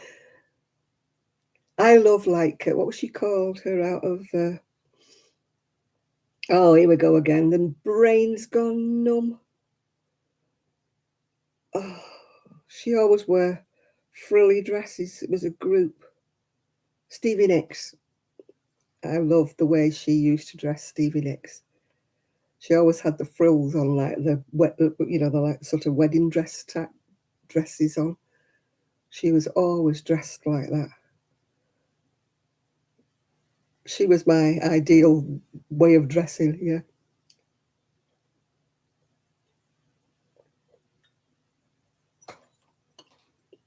Definitely a Stevie Nicks kind of girl.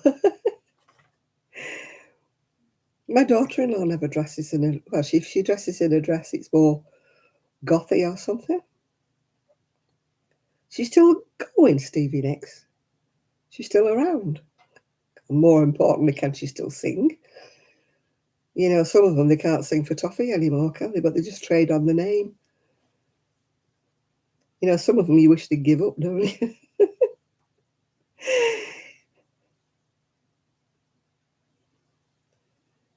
Yeah.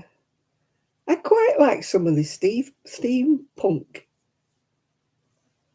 You know, some of the steampunk, although I'm not into the black bit, but I like the steampunk clothes, you know, the corsets and the the hats with the feathers and stuff in, and the glasses across the top, yeah.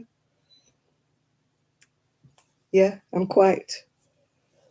Now, my friend, she's goth. She wears nothing else but black. And I would love to see her in a different colour. She never wears anything that isn't black. And she was going out for a meal, you know, with her husband's. And I'm saying, are you going to put something on that's not black? And she's going, well, no. I always wear black. And I'm like, but, you know, she just has...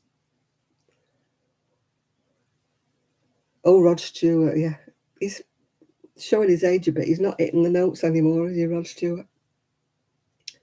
What is he, about 80 something now?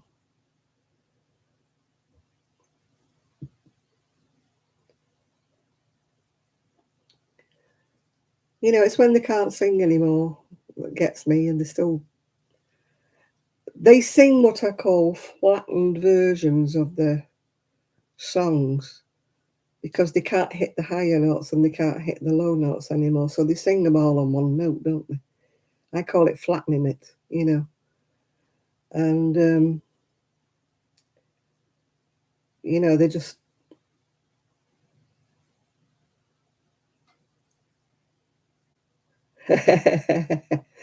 He was when he was younger.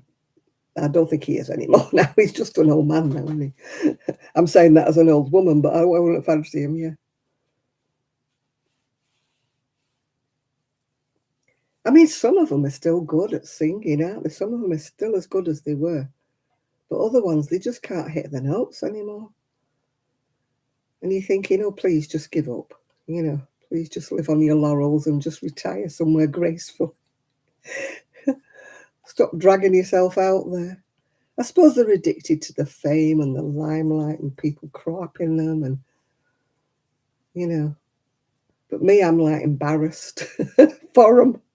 I'm like, oh, please, wheel him off the stage because he can't walk on his own. Just wheel him off, you know.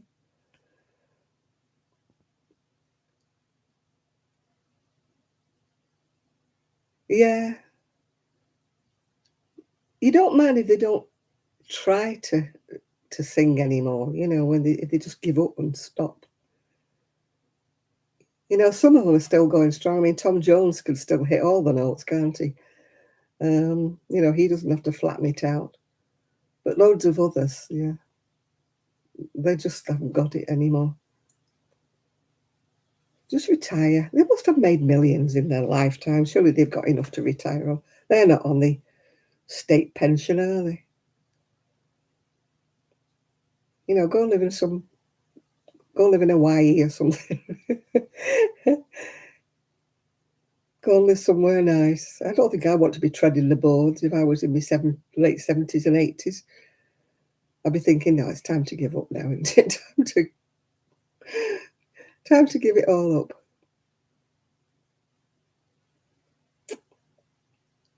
You know, when they have to wheel them on stage, near enough, yeah. Yeah, it is. They don't like to give up the fame and the lifestyle and everything. I just want to retire gracefully. They must know they can't hit the notes anymore. If they don't, they're lying to themselves. And their agent should say, look, you know, sorry, mate, but I can't get you any more gigs. Well, I don't know where he's from. No, he's not from Liverpool, I don't think, but I don't know where he's from, Rod Stewart. I thought he was Scottish. Or am I dreaming that? Is that why he always wore tartan? I don't know. Yeah.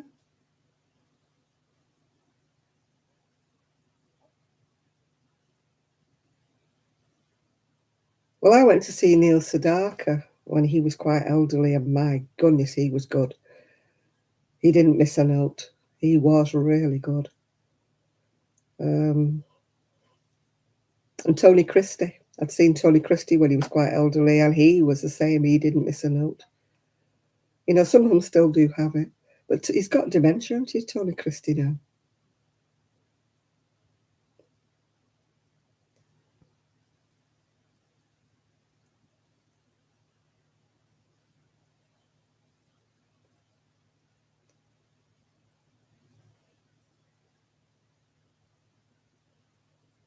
Yeah, Highgate, that's in London, isn't it, I think?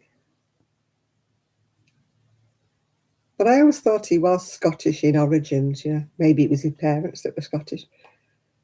It's like Lulu, isn't it? She's from Glasgow.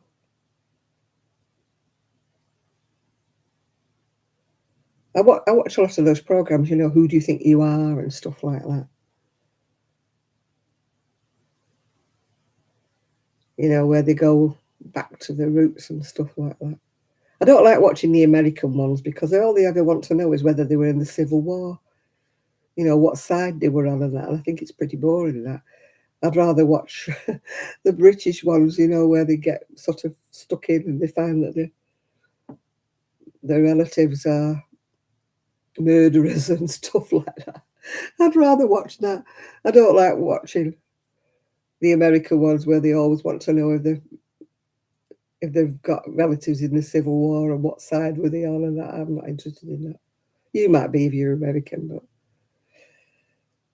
no, I'd rather watch the British ones where they used to be sea captains and stuff like that.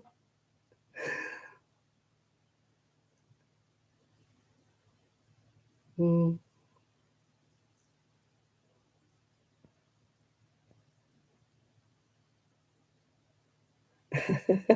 From Iron Maiden, yeah.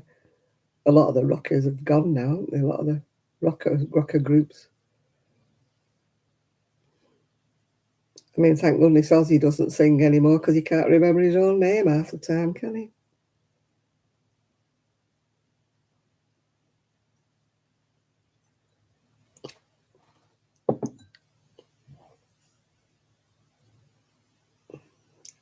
Well, I've not heard the Rolling Stones for years, so I can't tell you whether they're any good or not.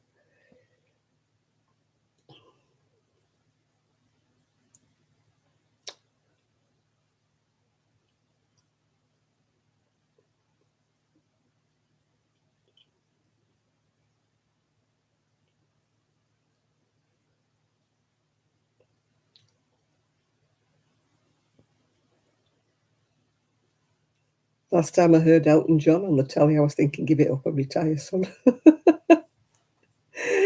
And I used to love Elton John. I used to think he was a fantastic singer, but the last time I saw him on telly, I was like, oh, give up your day job, sunshine.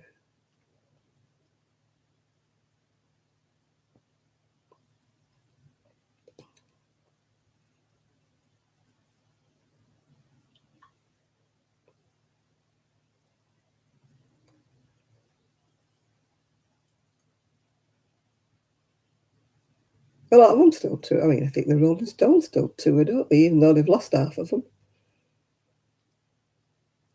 They'll be coming on stage with the Zimmer frames in a bit, won't they?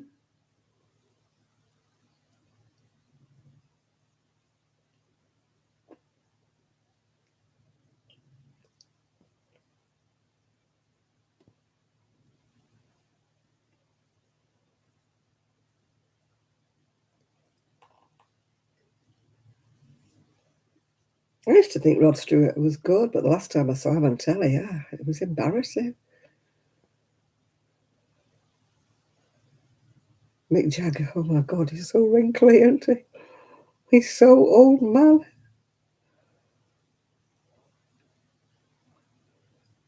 You know, you think he would have had a facelift by now, wouldn't you? With all those wrinkles he's got.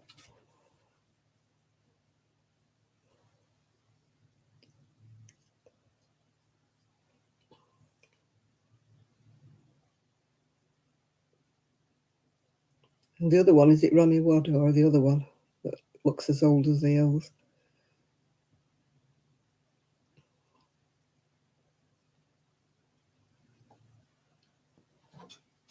They look really old now, don't they? Well, they must be about 80 now, aren't they? I mean, well, the nicest one of all, the drummer. Oh, yeah, Bill Wyman, the other one, isn't he? If he's still around. But that Ronnie Wood, he looks, oh. And he's got twins that are about 5-year-old, hasn't he? How the hell he managed that? Mick Jagger.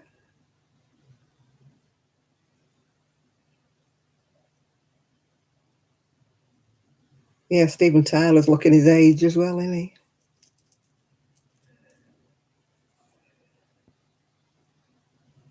Probably the lips, didn't he? Steven Tyler's still got the same ones, yeah. Mick Jagger never needs any, what do you call it, lip filler, does he? That's for sure. He might need a bit of filler, a bit of Botox in his wrinkles.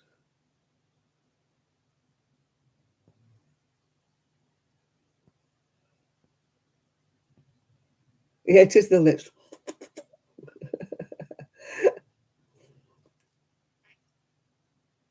Man, we were talking about that the other week, weren't we? About all these women that have these big Botoxy lips and fur eyelashes and caterpillar eyebrows. And big hoop earrings. They all look alike, don't they?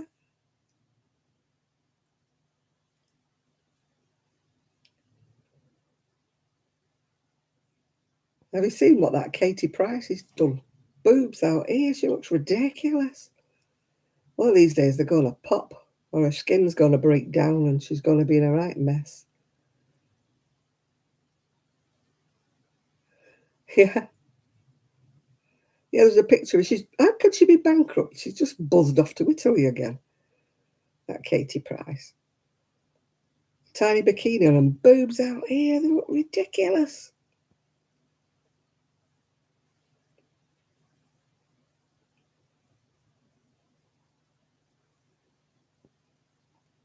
Jagger's got a big enough one, hasn't he? Steve Tyler, yeah. At least the natural ones, they're not pumped up, are they?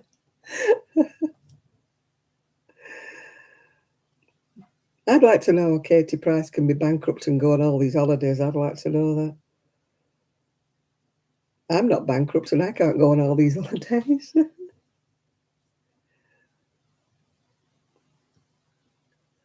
want to look like Kim Kardashian? She's not really. She's full of plastic as well. You look at what the Kardashians used to look like. There weren't a pretty one amongst them. The father's money's bought all their surgeries.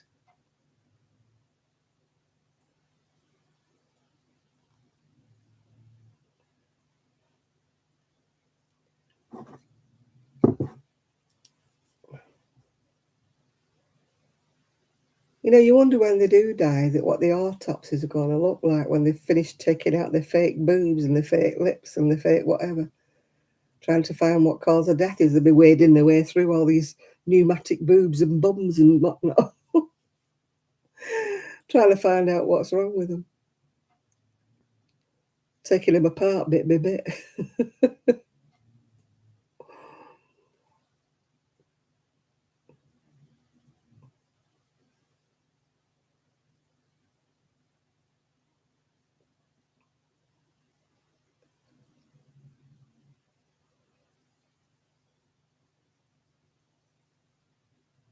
Yeah, we're getting a fat backside in Marilyn Monroe's dress. She shouldn't have been allowed to be wearing it.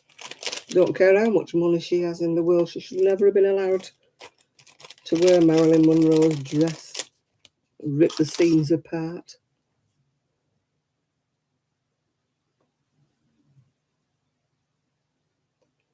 That was a piece of history. She should never have been allowed to wear that.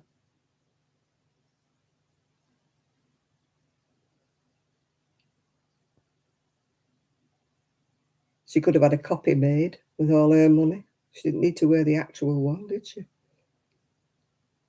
But as I say, whoever lent it to her is at fault. They should never have let her borrow it or buy it or whatever she did with it.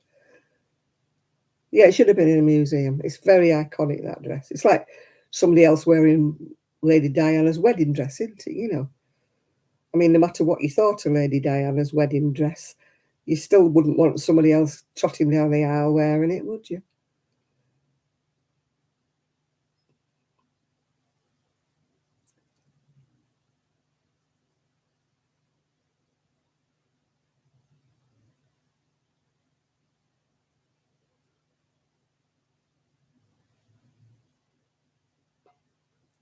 I mean, when they sold some of her clothes off Lady Diana, I would hope that nobody else was actually wearing them. I would hope they'd be in a museum somewhere or on show somewhere. I would hope that nobody,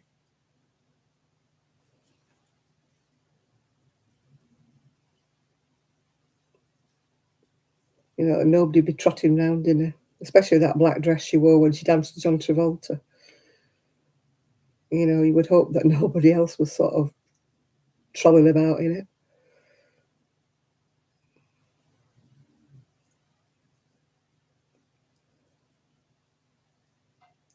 Her wedding dress was a bit screwed up though, wasn't it? I saw it in real life at the V&A, and it still looked a little bit screwed up, yeah.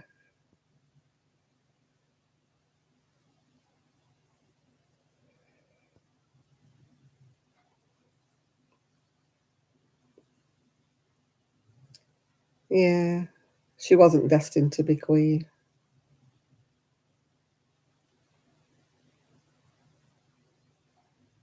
Yeah, her clothes should be in a museum. I mean, the jewellery, yeah, you can understand why the jewellery's still being worn, but I mean, the jewellery belonged to the royal family, didn't they? Not her in particular.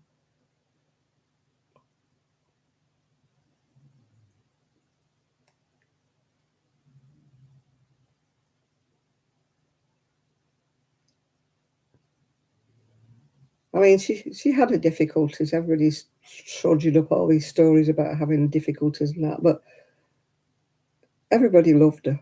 You know, no matter what she did or what she was, everybody loved her. They don't love Camilla the same.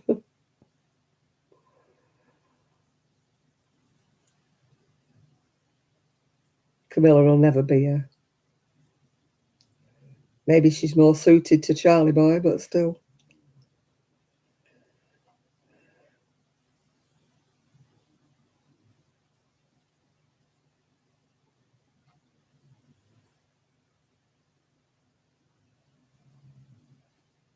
I think everybody did. Everybody remembers the day she died. Everybody does.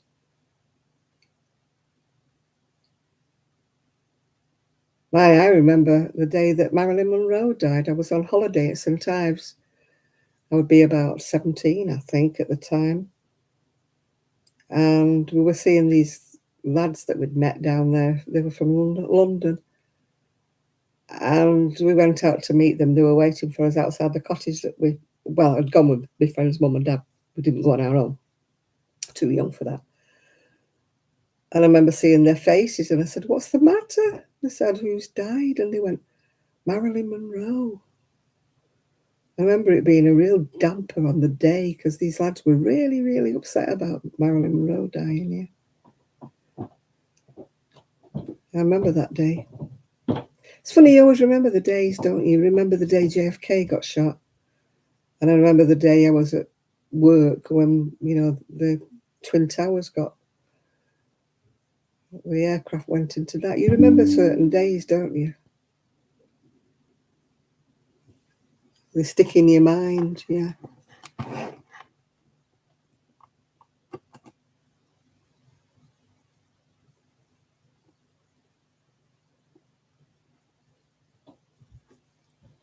Yeah, she was very friendly towards people.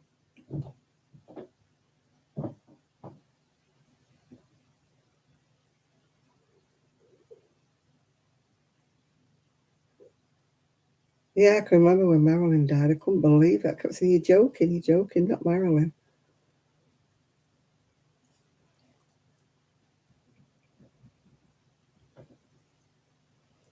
And certain days were just really stick in your mind, didn't they?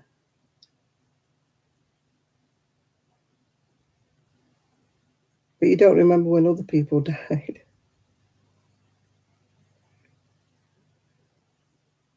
I was working at the job centre, and it was the guy who was in finance, or finance as they used to call it, had his radio on because he used to listen to music and news and stuff because he was in his little ivory tower.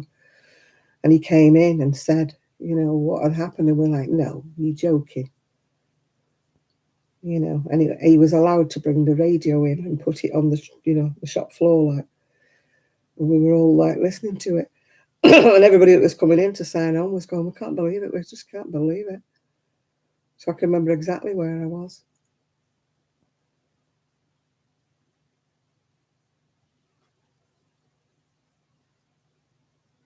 It's funny days that stay, yeah. Yeah, yeah.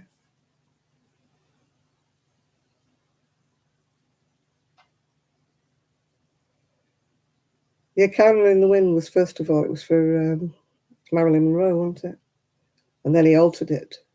He altered the wording for the funeral of Princess Di.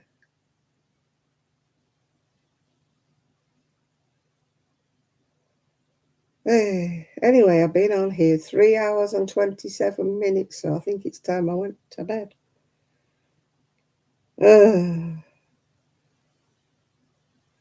I'll take my painkillers. I'll be out for the count tomorrow. I hope it's not raining tomorrow.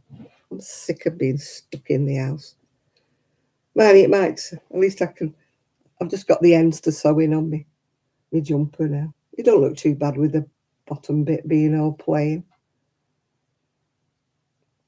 It'll be down the bottom, yeah. And I've got to sew up my...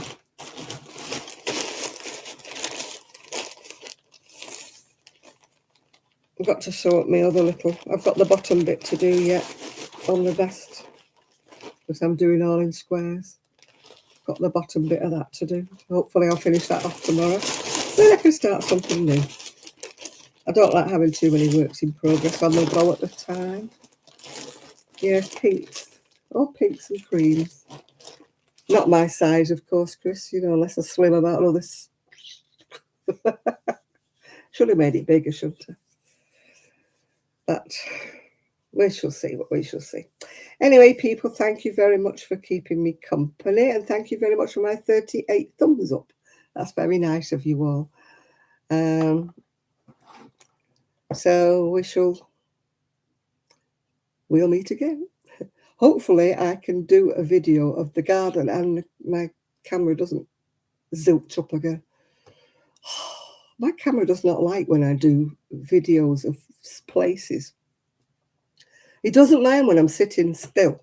It just doesn't like being swung about. I think that's what the trouble is. Oh, and I can't do it with my camera because my camera on my phone just doesn't work. Yeah. Right, bye-bye, everybody. Enjoy the rest of your weekend, and I hope you have a lovely Sunday. Bye for now.